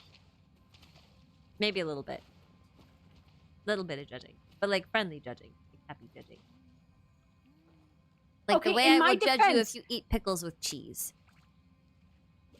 Oh, like the fried cheese, like the TikTok thing going around. I haven't Was tried that a thing? but yeah, where you like fry up a piece of cheese and you roll a pickle in it. Why not just eat a normal frickle? What's wrong with people? A frickle? Is A that frickle is a deep fried pickle. You bread it like you would like a piece of chicken, Oh. and then you deep fry it, and then you eat it. It's a I've frickle. never heard it. 'Cause it's a fried wait. pickle. I've never heard the term frickle. I enjoy fried pickles though. But wait, also, Ashikai, one last thing. In my defense, Hexus is also voiced by Tim Curry. So All right, that's fair. That's fair. The song That's is a bit fair, of a right? banger. I'll give you that one too. no one here can judge me. Yeah, we play gotcha games. We're not fit to judge. Low key though, Fern Gully freaked me out as a kid. Unprecedented one indeed. Oh, same. It gave me nightmares. Yeah. It was terrifying, but also like had really beautiful parts. It did. No, it definitely did. It had great parts to it. But like, I don't know. So the idea of like being in the woods, which I was a lot as a kid and I still am, and then just like suddenly being shrunk down after like hitting my head or something, and then suddenly like I have to fight this giant ooey gooey sentient ball of crooning pollution that was like oil slicking my home and everywhere else. Like that kind of like wigged me out as a kid. I don't know. No, it did. I relate to that. I relate to that. I like how this is like a very weird place to end up with both of us just standing on random mushrooms on opposite ends of Shamiran's little pedestal.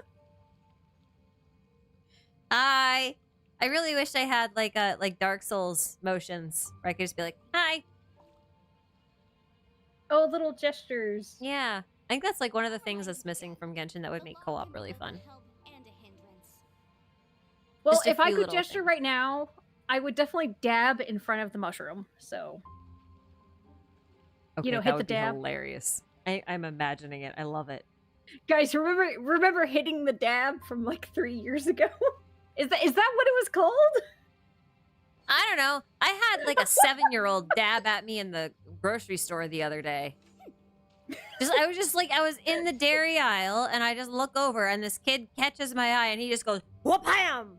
And then he just continues to follow his mom down the aisle. And I was like, what? Did you dab back at him? No, he turned around and walked away before I could even register what he did. Oh. Kid is gonna grow up to be an Well- A+ prankster. Anyway. Anyway. Dabbing was 7 years ago? Listen. No, I don't believe any of y'all. You guys are gaslighting me. Stop gaslighting me. That actually might be when it was popular. Because you gotta remember, Rooze, we lost like 3 years to COVID. So what 7 years probably only feels like 2 or 3 to us. Because we just Oh, that's lost. so There's true. like a 3-year gap. Wait, this is like IRL like time travel. By Yeah. the way, guys, like we made a time jump. How did it happen? I don't know. This is what Kairos is. Well, that was so close to the ear. That was so close to the ear. Whew. Anyway, yeah, so imagine ChiChi hitting the dab right now. No, sorry, What's dabbing. I don't even have the terminology right. It's been so long. Dabba dabba dabba dabba doo. Okay, you know what? Yabba dabba doo. That's an even older reference. Now everyone can feel old with me. Now you can picture Fred Flintstone going yabba dabba doo all the way home. Double dab. The dad does a double dab. Mhm, A yabba mhm. dabba doo. A yabba dabba doo. Okay, I'm done. I think that's enough for me. I think we are unraveling a little bit. Which Yep, we on lost one the hand, plot. The threads are gone. it's super fun. The But lore has left. The lore has left. it's evaporated. The lore decided that we were no longer worthy of its attention, and therefore, and their lore, and therefore their lore. I think therefore I lore. I will never forgive Descartes for this. Never. Okay, Rooze. Say goodbye, everybody. Thank you guys so much for stopping by. It's been a time. We've covered a lot of ground, metaphorically and literally. I still don't know where all my sigils go. One day I'll find out. Maybe not. Maybe it'll just be a mystery. Maybe they'll just live in my inventory forever. Who knows? Anyway, thanks for stopping by. We're gonna head out. Yes, I'll see you next goodbye. time. The next Good time night, you see good from morning. me, it'll be a Narcissistic Race video. That's the next you'll see of me. So see you later.